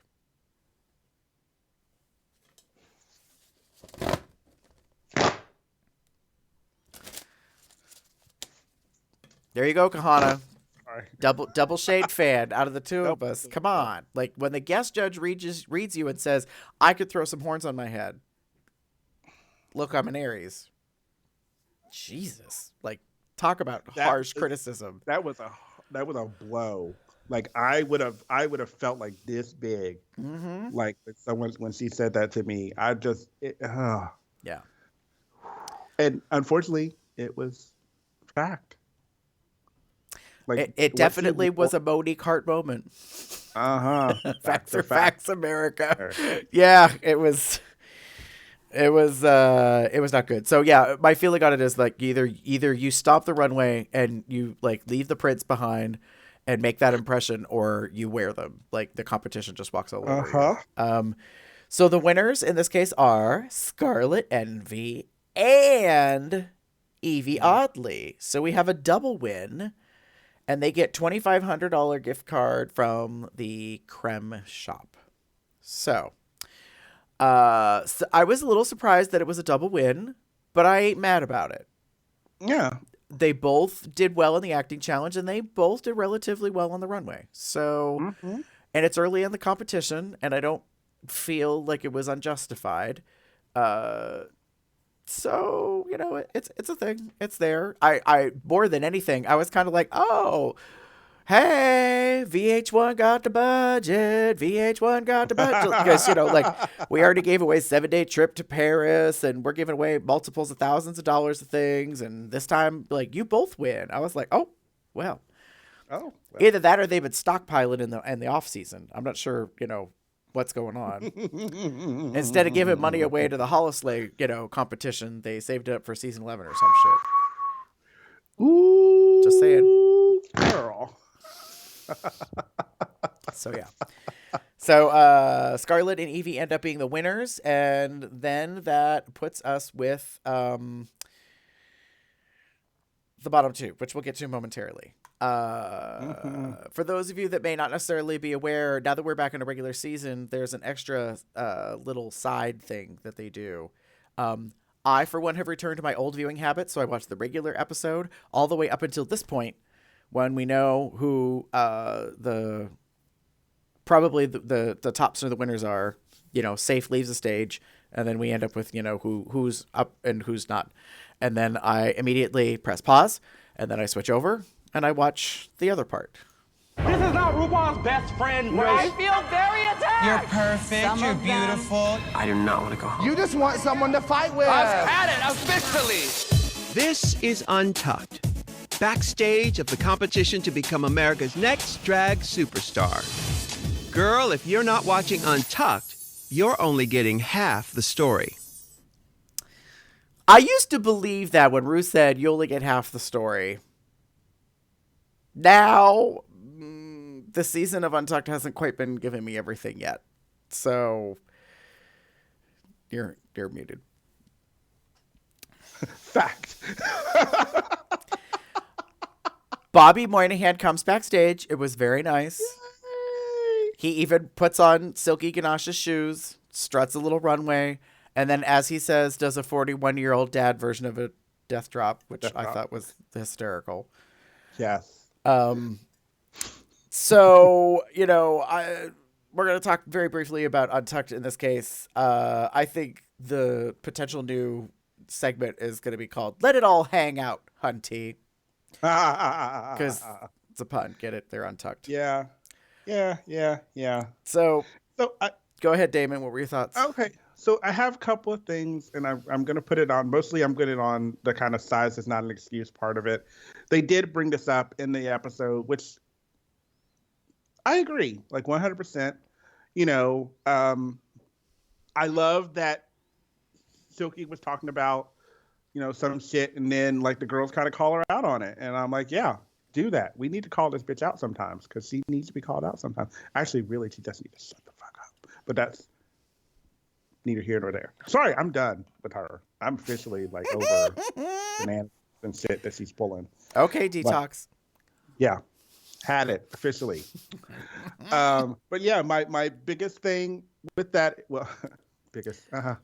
So they go to this whole idea about like size shouldn't be a thing, and they talk briefly about the opposite effect where big girls are making fun of smaller girls and cutting smaller girls down because maybe they're feeling insecure or what have you, and they kind of go in this rant. And I'm glad that Nina joined in a sense, but I'm not 100% sure what she brought to the table. Like Nina's, like we talked about, Nina's not like big. Like Nina is, right. I'll say husky. We'll just use the word husky. Not necessarily. I struggle with this because I'm like, she's just like tall, wide-shouldered. She's kind of bigger boned. I don't like using that as a reference, but do you know what I mean? Like she's just to make a horrible like stereotype. She's like Norwegian. Do you know what I mean? Like she's stocky, stocky like genetics. She's not quite Janet Reno, but you know what I mean? Like she's just I get kind of a bigger lady. Yeah. Basically. And I get that in some ways. Because, I mean, look, like if you look at her on the runway, like we just saw her runway look, that's a very nice little silhouette that she's giving. Mm-hmm. But she's not like the name just left my head. Well, she's not a Silky, definitely. She's definitely not like not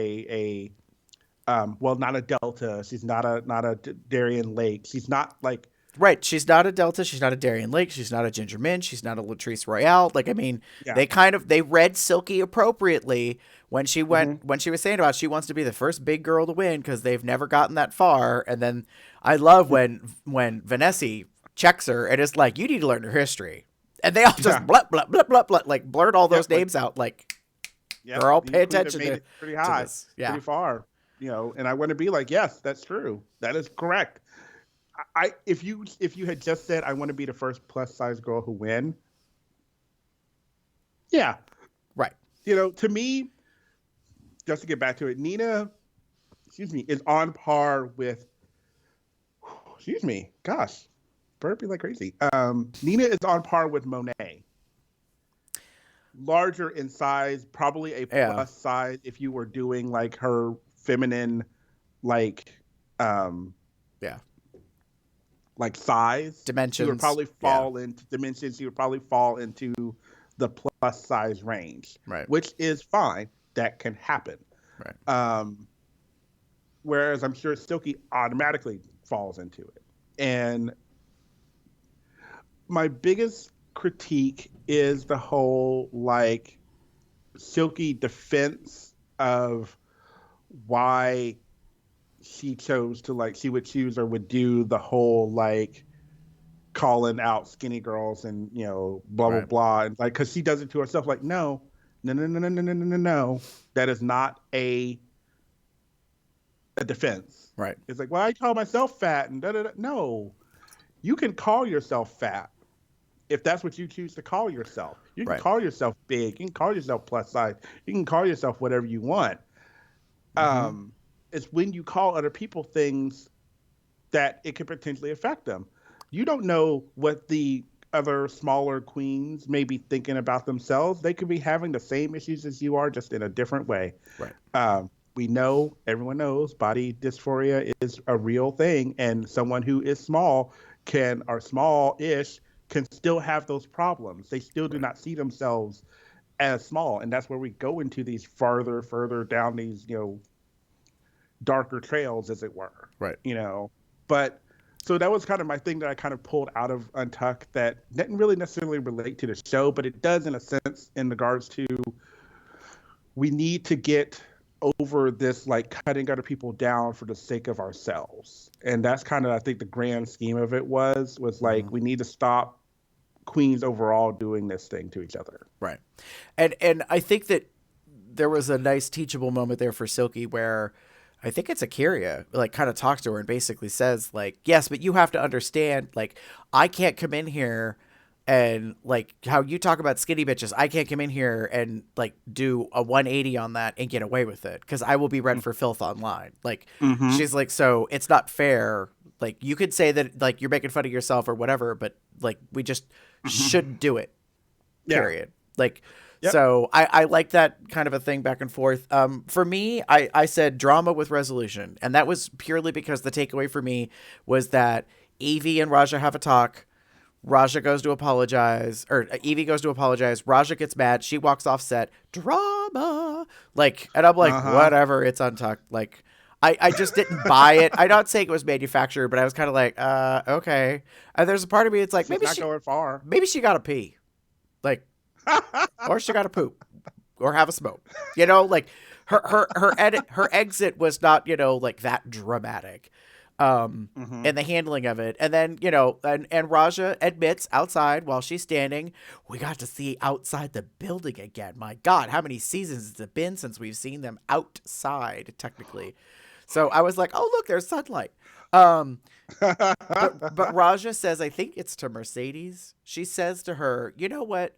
Like, no, she's talking to Plastique. That's right. And she basically says, I need to check myself. Like, she takes a moment, thinks about it, kind of gets recentered, and is like, I'm acting a little crazy, and this is not how I want to be.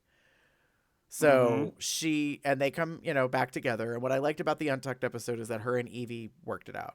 And I loved I half liked how Plastique was instigating. It was like, because I think she was like, hug it out. And I was like, girl, that's not how it works. Like, that you don't end a world war that way. Like, and not that this is a world war, but it's like, I was just like, okay, this is a little too cheerleadery, Yeah. aspect for me. True. Yeah. And so I think that, it was interesting. But it was okay. I mean, Eric said in the live chat, that he probably enjoyed Untucked more than the actual episode, which I don't know if I fully agree with. I mean, like, I didn't live for Untucked, but then again, I didn't live for the episode, so it all just kind of blended together for me. Anyway. Well, when you watch it live, if you watch it live on VH1, you literally go from the episode into Untucked. So, and it doesn't, I don't know yet, I can't remember if it's a separate show. Like, I feel like they have blocked off RuPaul's Drag Race from 9 till 10:30. Oh. And I think the half an hour right is Untucked. Right. But It could be it's 10:30 to 11 or 9 to 11, and it all kind of blurs together because I'm not paying attention because I usually am not. Yeah. No, I completely agree. So, like, it's okay. I love the new intro for Untucked. I very much appreciate that they're pulling all those old quotes out. Some of the more dramatic moments. So it's fun, but it's like we haven't gotten that just yet. So maybe that's coming later. We'll see. You ready for our next segment? Sure. Okay. So now we're going to get to the lip sync for your life. It's all about who is in the bottom. The two of them lip syncing, and one of them's going to sashay away. Two queens stand before me. Ladies, this is your last chance to impress me and save yourself from elimination.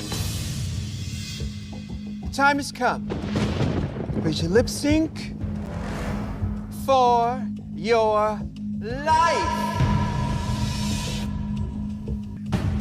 Good luck, and don't fuck it up. Remember those words. Mm-hmm. Because that's kind of how you get measured on things. This goes without saying, but hey, here's the thing. It's the end of the show. So if you didn't watch it, you probably want to tune out now because we're about to spoil all the shit. So Spoiler alert. come back after you watch the episode, unless you don't care. Then stay tuned. We love you for doing that. So, okay. Here we go. Bottom two ends up being Da, da, da, da. Kahana Montrese, and Mercedes Iman Diamond.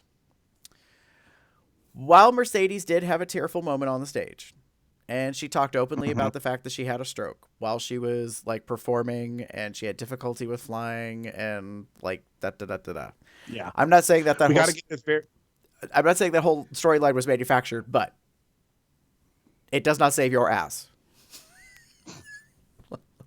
So, or does it?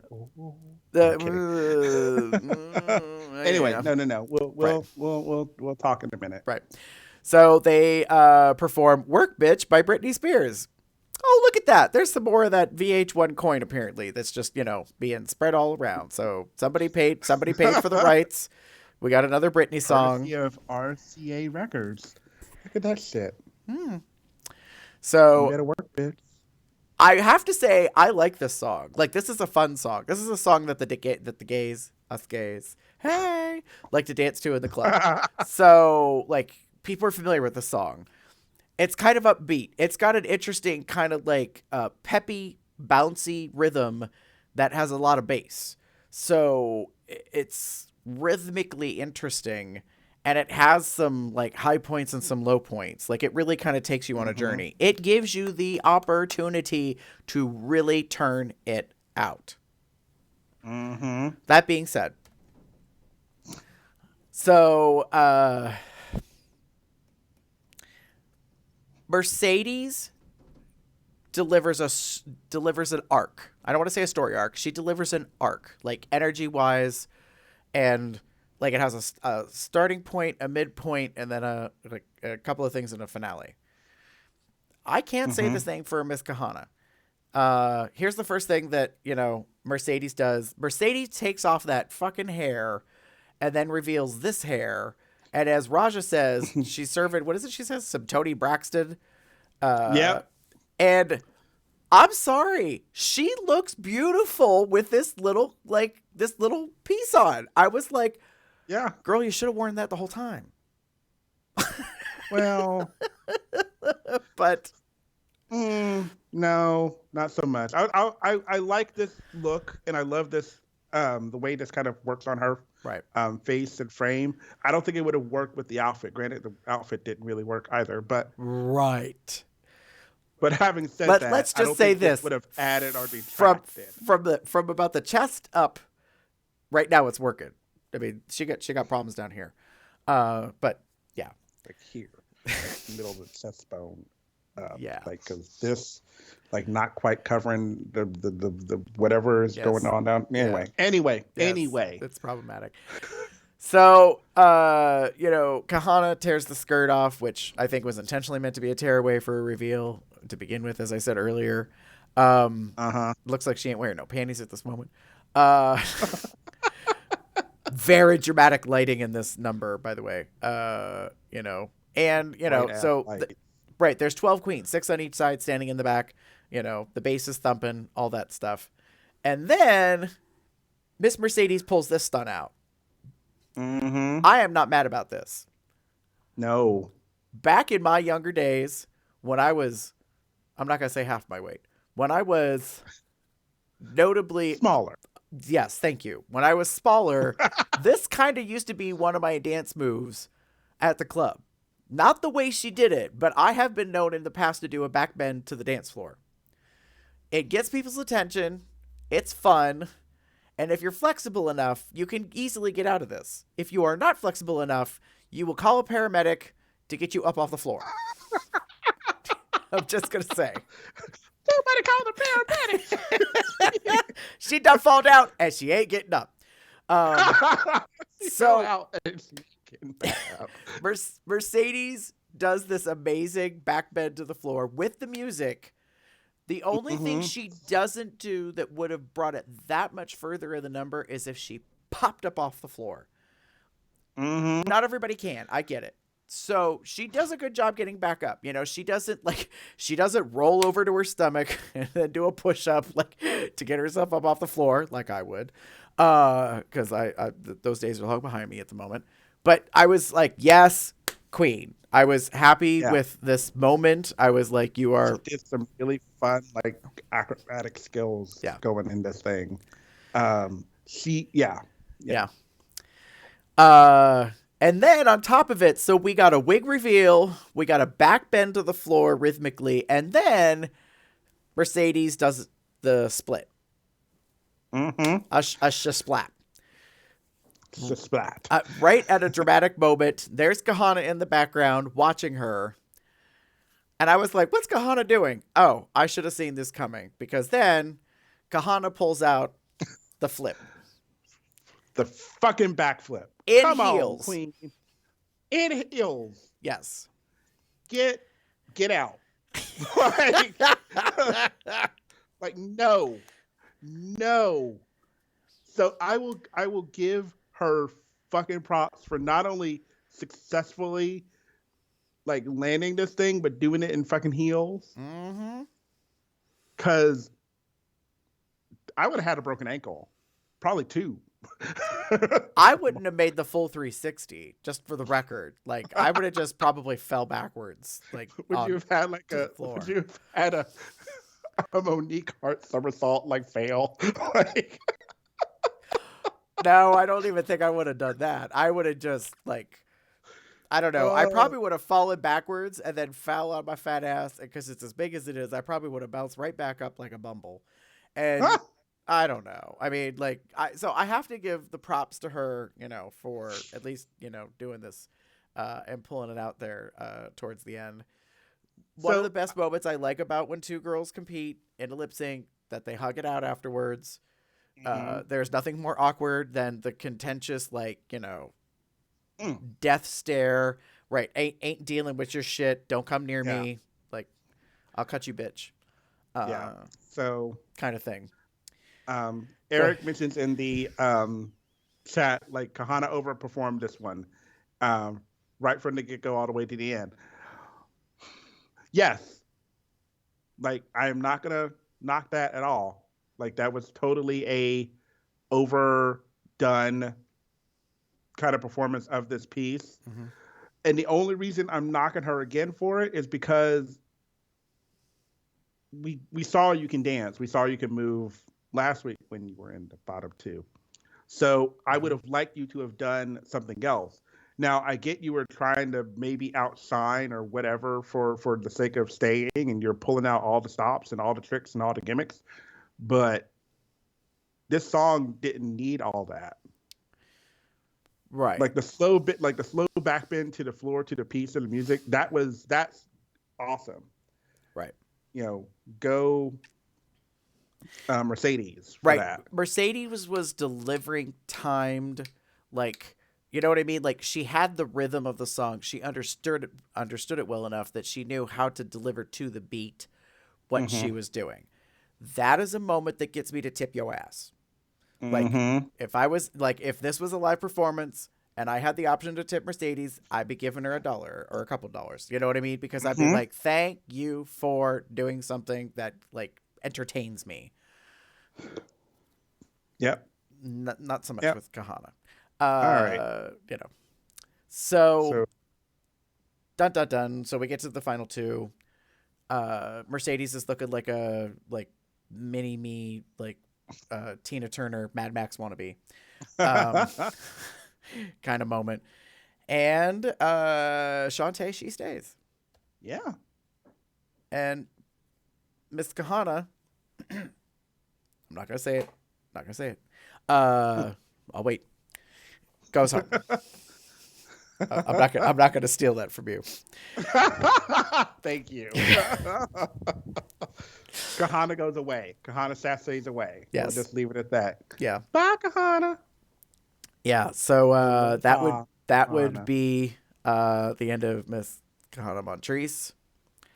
Sorry, girl. You gotta go. Okay. So that gets us to the nearly the end of the show.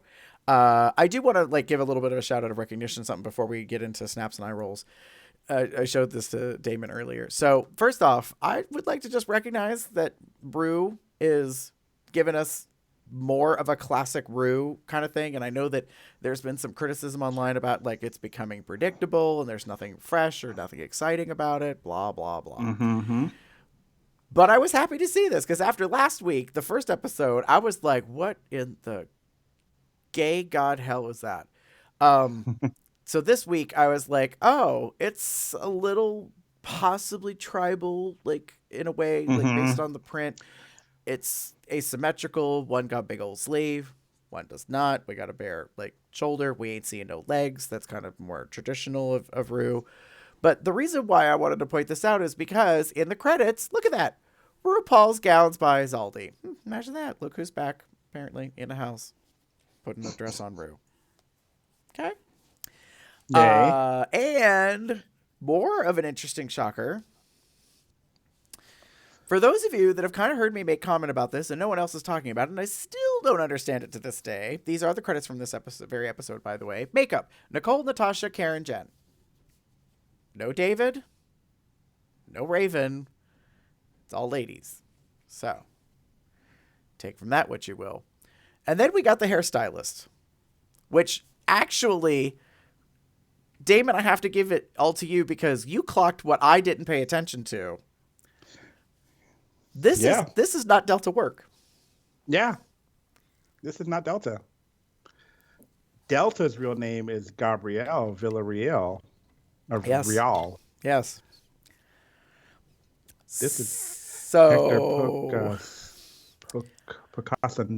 Posangre. Maybe. Posangre. Whatever. Sorry, not whatever, but no, I know. I can't say the last name. Yeah. So notably, this is not who we're used to in the past, or who we thought was doing the stuff. So I ain't mad about it. I'm just kind of pointing out that things have changed at World of Wonder. So while Rue may look good, and actually I did like this look. I did like the hair. I thought the makeup was pretty decent. I saw some eyebrows. I saw some lips. So, it wasn't all washed out or whatever. Yeah. Can't necessarily completely complain about that. Eric says in the live chat, she needed Raven back on the makeup because all the judges panel, when the camera looks at her face, the middle of the face is washed out completely. I have to admit there was a couple times where I was kind of like, the features kind of get a little lost.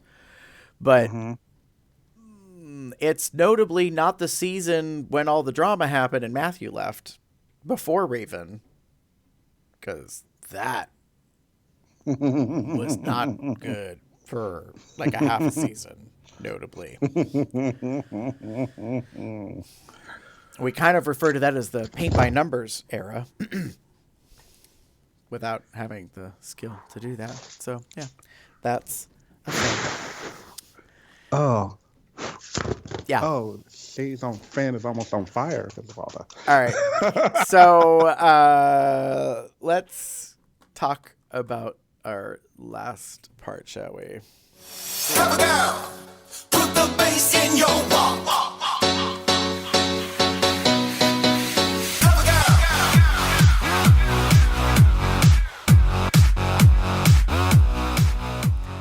All right, Damon, who are you giving snaps to? Okay.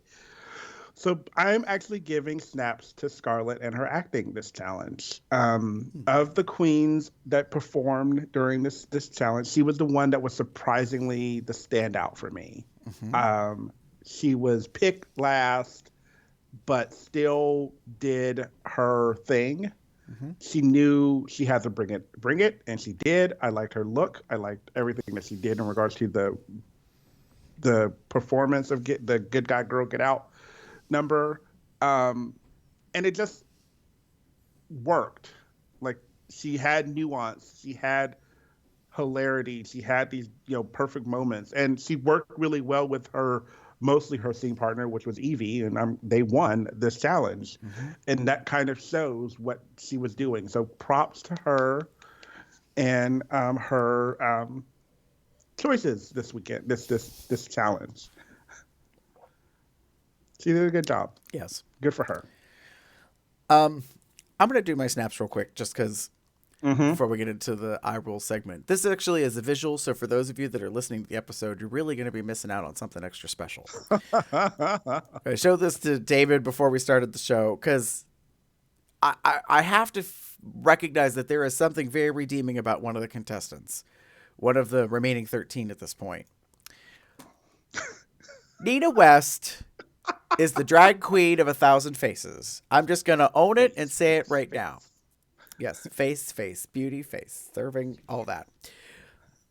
This episode alone was able to give me these. This is look number 1, happy surprise, and kind of like shock.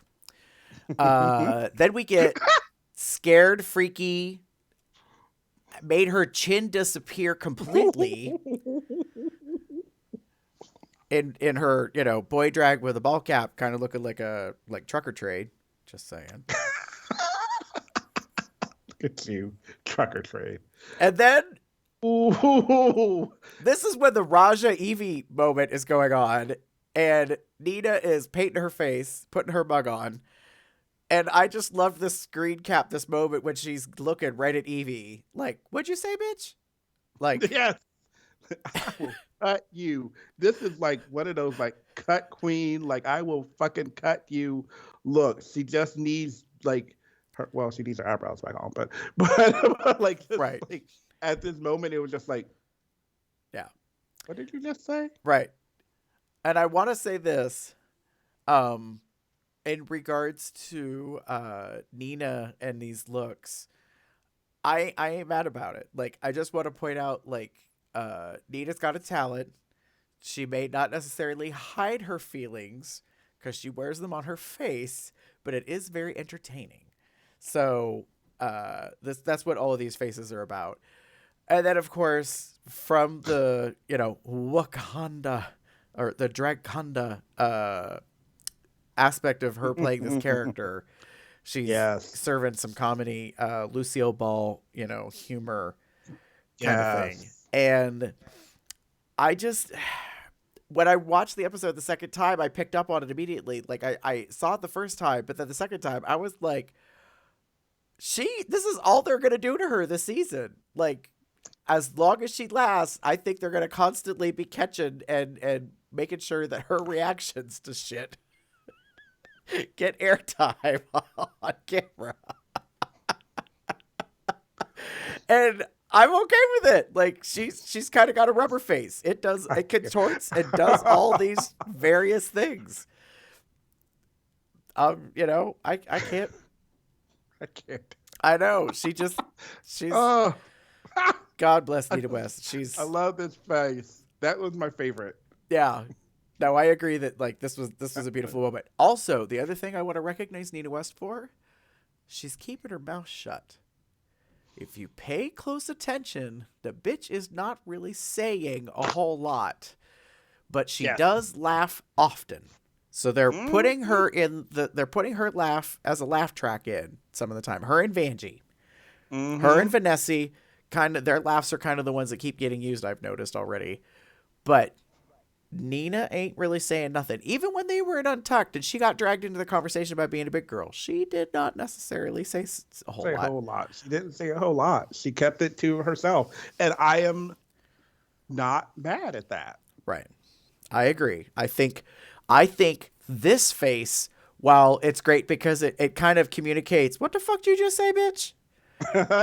I think it also is communicating a calculating mind that is not jumping to conclusions and not gonna like stir shit up and kind of cause drama. Because to be fair, Nina's been trying to get on for 9 years, and Nina is, I think, in her late 40s, late 30s, early 40s. I think she says, hold on, I got it written down. Oh, you know what? It's on our doc 39 too. She was 39 at the time of the filming. Right. So I think she's now 40. So yeah, I think this is also kind of that, like, I have experience and maturity. If I recall correctly, she's been doing it well over a decade. Yeah.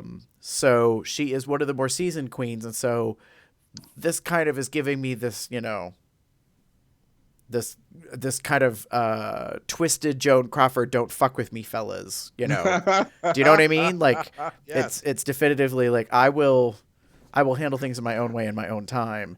I will cut you. And so I'm actually kind of excited more about Nina this week than I was last week, because at least we made some advances on the runway, and we know that she can act. So she, she's starting to show off a little bit, not show off, but her, her talents are coming to fruition, and it's looking good. So yeah, those are my snaps for all of Nina's faces, as I said, in this case. So, Damon, what are your eye rolls for? So we saw, so everyone knows we have a doc, and Gary saw this before, so I appreciate him holding out for it for this one. But I said, little boy in a dress, why are you crying? In reference to Miss Kahana Montrese. Because in Untucked and in the episode, she's crying a lot. And also, but she just looks like a little boy in a dress. I'm not trying to, actually, yes, I'm going to clock her for this. Like, whatever the outfit that she was wearing today, the ratty ass wig that she had on, not ratty, but not good. Right. Not pretty. The no hip, no body looking thing for this outfit that you were wearing that would have probably helped it in some way. You look like a boy in a dress. Like, you totally fucking look like a boy in a dress, and I was not having it. And I am I'm gobsmacked that you thought you were going to do so well this week. I understand you got the smallest part, but you could have done so much with it. You had a partner. You had someone that was doing the same things, kind of the same things you were. Right. You guys could have done something really great with that and made it your own that would have taken focus from everything else and put it on you. Right. Instead, we got opulence. And you that's going to be have a thing. Everything. Yes. Yeah. No. Mercedes, the line is, you own everything. Opulence, you own everything. Opulence, you have everything. And maybe there was, I'm not going to go down. Actually, I am going to go down the rail. Maybe there was a translation misstep error on her part, whatever. But it still just didn't work. Right. And you could have but there was this chance where you could have done something so much more talking about Kahana with this number and this piece and what you were given, Right. that you failed at. What I Absolutely. realize now that would have served them best is if they had acted like twins. Yeah. If they had delivered like Tweedledee, Tweedledum, Red Rum sisters from The Shining. Do you know what I mean? Like if they had really worked harder to look alike and talk alike and act alike, I think they would have been better served. It would have gone better. It Yeah. would have totally gone better. And I feel, I wasn't going to say I feel bad, but I don't feel bad for Kahana. I think you totally did this really thing. Again, we talked about her performance in the lip sync where she overperformed. Eric, I totally agree with you. That song did not need all of that gymnastics. While it took your eye and definitely fucking like was amazing, because holy shit, she landed a backflip in heels, but it was wasn't necessary. No, it wasn't needed. You're trying to save yourself, and you're trying to pull out all the stops, and you're trying to be like, what can I do? And unfortunately, you got outclassed or outshined by a queen that performed the fuck out of that song. And I'm sorry, like it just didn't land for me. Right. Unlike your drop. Well, and I mean, you bring up a really good point. The reason why I said that Mercedes actually delivered like an arc in her performance for the lip sync is because she took me someplace. Like I actually went on a journey of watching her perform. Well, like it wasn't revolutionary. I at least started at A and ended at B. And like I had some feelings in between. As opposed to, I think Kahana was just like, I don't know, potluck dragging it. You know what I mean? Like she was just, you know, let me throw in this move and I'm going to do a little shimmy and I'm going to kind of move this way and I'm going to like, Yep. Girl, this is not Scrabble drag. You don't just like shake this shit up and like see what you can make out of it. Like, come on. Like if you're going to perform, give me something. Every song is a story. If you pay attention to the lyrics, it's delivering on something. It's telling us something, like, especially really good songs. Like, while this is not Fancy by Reba McEntire, which is a classic, like, drag song that definitively is a story, still, it's Britney. Britney's telling you about how you need to work it. And if you listen to the music and pay attention to the rhythm, like, you kind of go from here and up and back and down and over, and then... You know, and yeah, it kind of has like a dramatic finish, and you kind of delivered the dramatic finish. But I too do agree. You came in a little hot, and then you didn't really have anywhere to go. Where instead, Mercedes was sort of channeling, like a little bit of some of the classic, you know, in that like Latrice when she just stood with a natural woman. Like Mercedes in the beginning was like, I don't need to get all crazy. No, you know, she did a really great job, and I think honestly. I feel not feel bad. I wished I would have gotten a lot more out of Kahana. And she says it in her, you know, closing kind of speech. Like, I wish I had been given one more chance to show them what I got. Well, guess what, bitch? That's not the name of this game. You have to do it every single time. Right. You were in the when you went into the bottom in the first week. You should have done a total 180 and done something really amazing. I get you didn't get the greatest part. You didn't do whatever, but you could have done something with it to at least make you safe. Right. But your outfit was shit.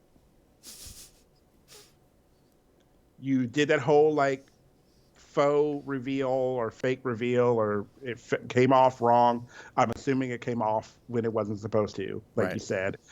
And you had no structure to your body to kind of give us this like what you were serving. Right.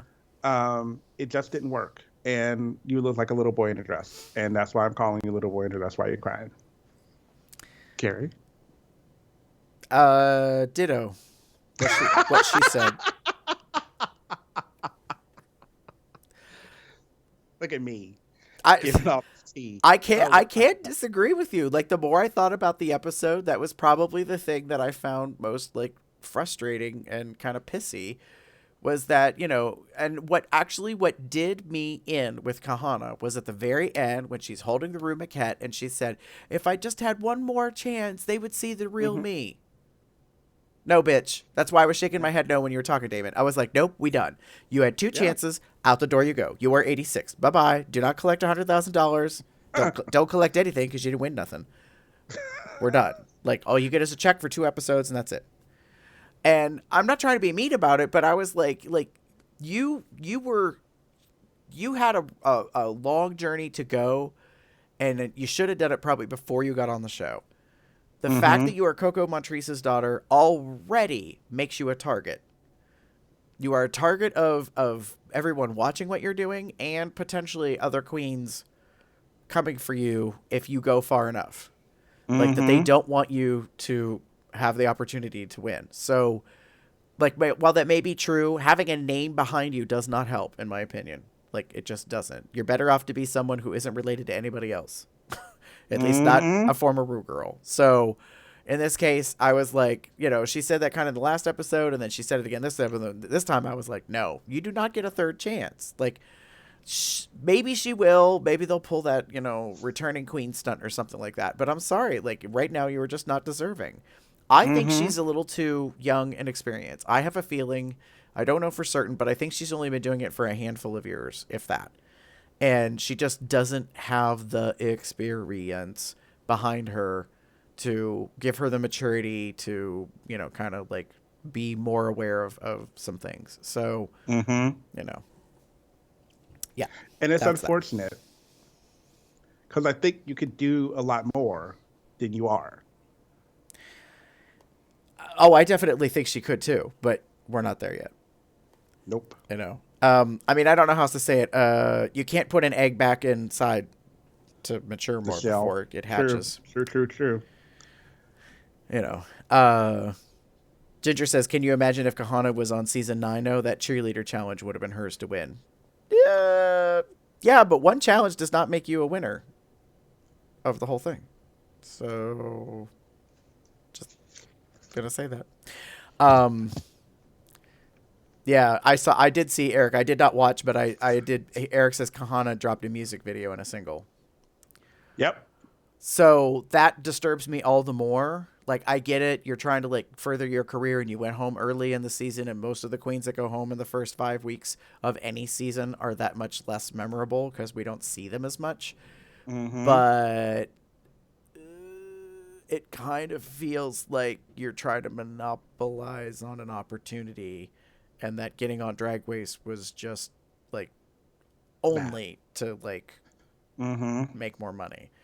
And technically, yes, that's true of all the girls, but I have far more respect for, I think, queens that are intentionally busting their ass and trying hard. And that's always, like, on the show and after the show, not churning stuff out after they went home when they deserved to go home because they weren't rising to the occasion. So, yep. Yeah. Ginger, it was, well... It exists. ... Damn, girl. Bam. All right. That being said, there are plenty of ways to contact us. If you would like to get in touch with us, you can go to our blog, cubsoutloud.com. You can send us an email at cubsoutloud@gmail.com. Or you could leave us a lovely voicemail message, and you just have to give us a ring-a-ding. So you pick up your phone, you go to your contacts, and you put 361 COL Talk in your contacts, so we're on speed dial, and then you can just leave us a lovely voice message anytime you want. That number happens to be 361-265-8255. Or you could go on the social medias and you could type out Cubs Out Loud as one word. That would be Instagram, Facebook, Twitter, obviously YouTube, which we're doing live right now and turns into our audio podcast. And beyond that, if you would like to join the Entourage social chat, you would type into your web browser tiny URL, that's tinyurl.com/telegram, that's telegram -COLDR, and you could join us over there. And yes, because I officially said it now, the curfew, whatever we call it, has been lifted. So Spoiler: the now they conversations about the show can start. Yes, about this week's begin. episode. If you would like to support COL, you could do that. You could go to Zazzle.com/CubsOutLoud and you could get yourself a lovely frock of some sort. You could get yourself a purse with our COLDR logo on it, or you could get something fun like this. You could get something that says "Consent is my foreplay." It could be bear colors like this with a paw. It could be puppy, colors, pride colors with a bone. It could be leather with a heart. We got all three varieties to choose from. Thank you, Smashy. Yes, thank you very much, Smashy. Also, you could subscribe as a patron at patreon.com/CubsOutLoud for as little as $1 a month. You could be getting all the episodes, including the extra content from the beginning and the end, and an extra Patreon episode every other month, that kind of stuff. Also, you can help promote COL anywhere that you listen to a podcast. You can rate it. You can comment it. We prefer 5 stars. Thank you very much. Help us kind of get the word out there in that case when it comes to what we're doing here overall. If you would like to get in touch with us specifically, Damon, how would they reach out and touch you? Sure. I am Theater Cup 79 on most bear related sites, and I believe also on YouTube, I think, possibly, maybe, I don't know. Anyway, or you can find me as pup_Umbra on Twitter. If you would like to get in touch with me, I'm pretty much known anywhere online as Gabear73. That's GARBEAR73. And with that, it's time to go to the moon.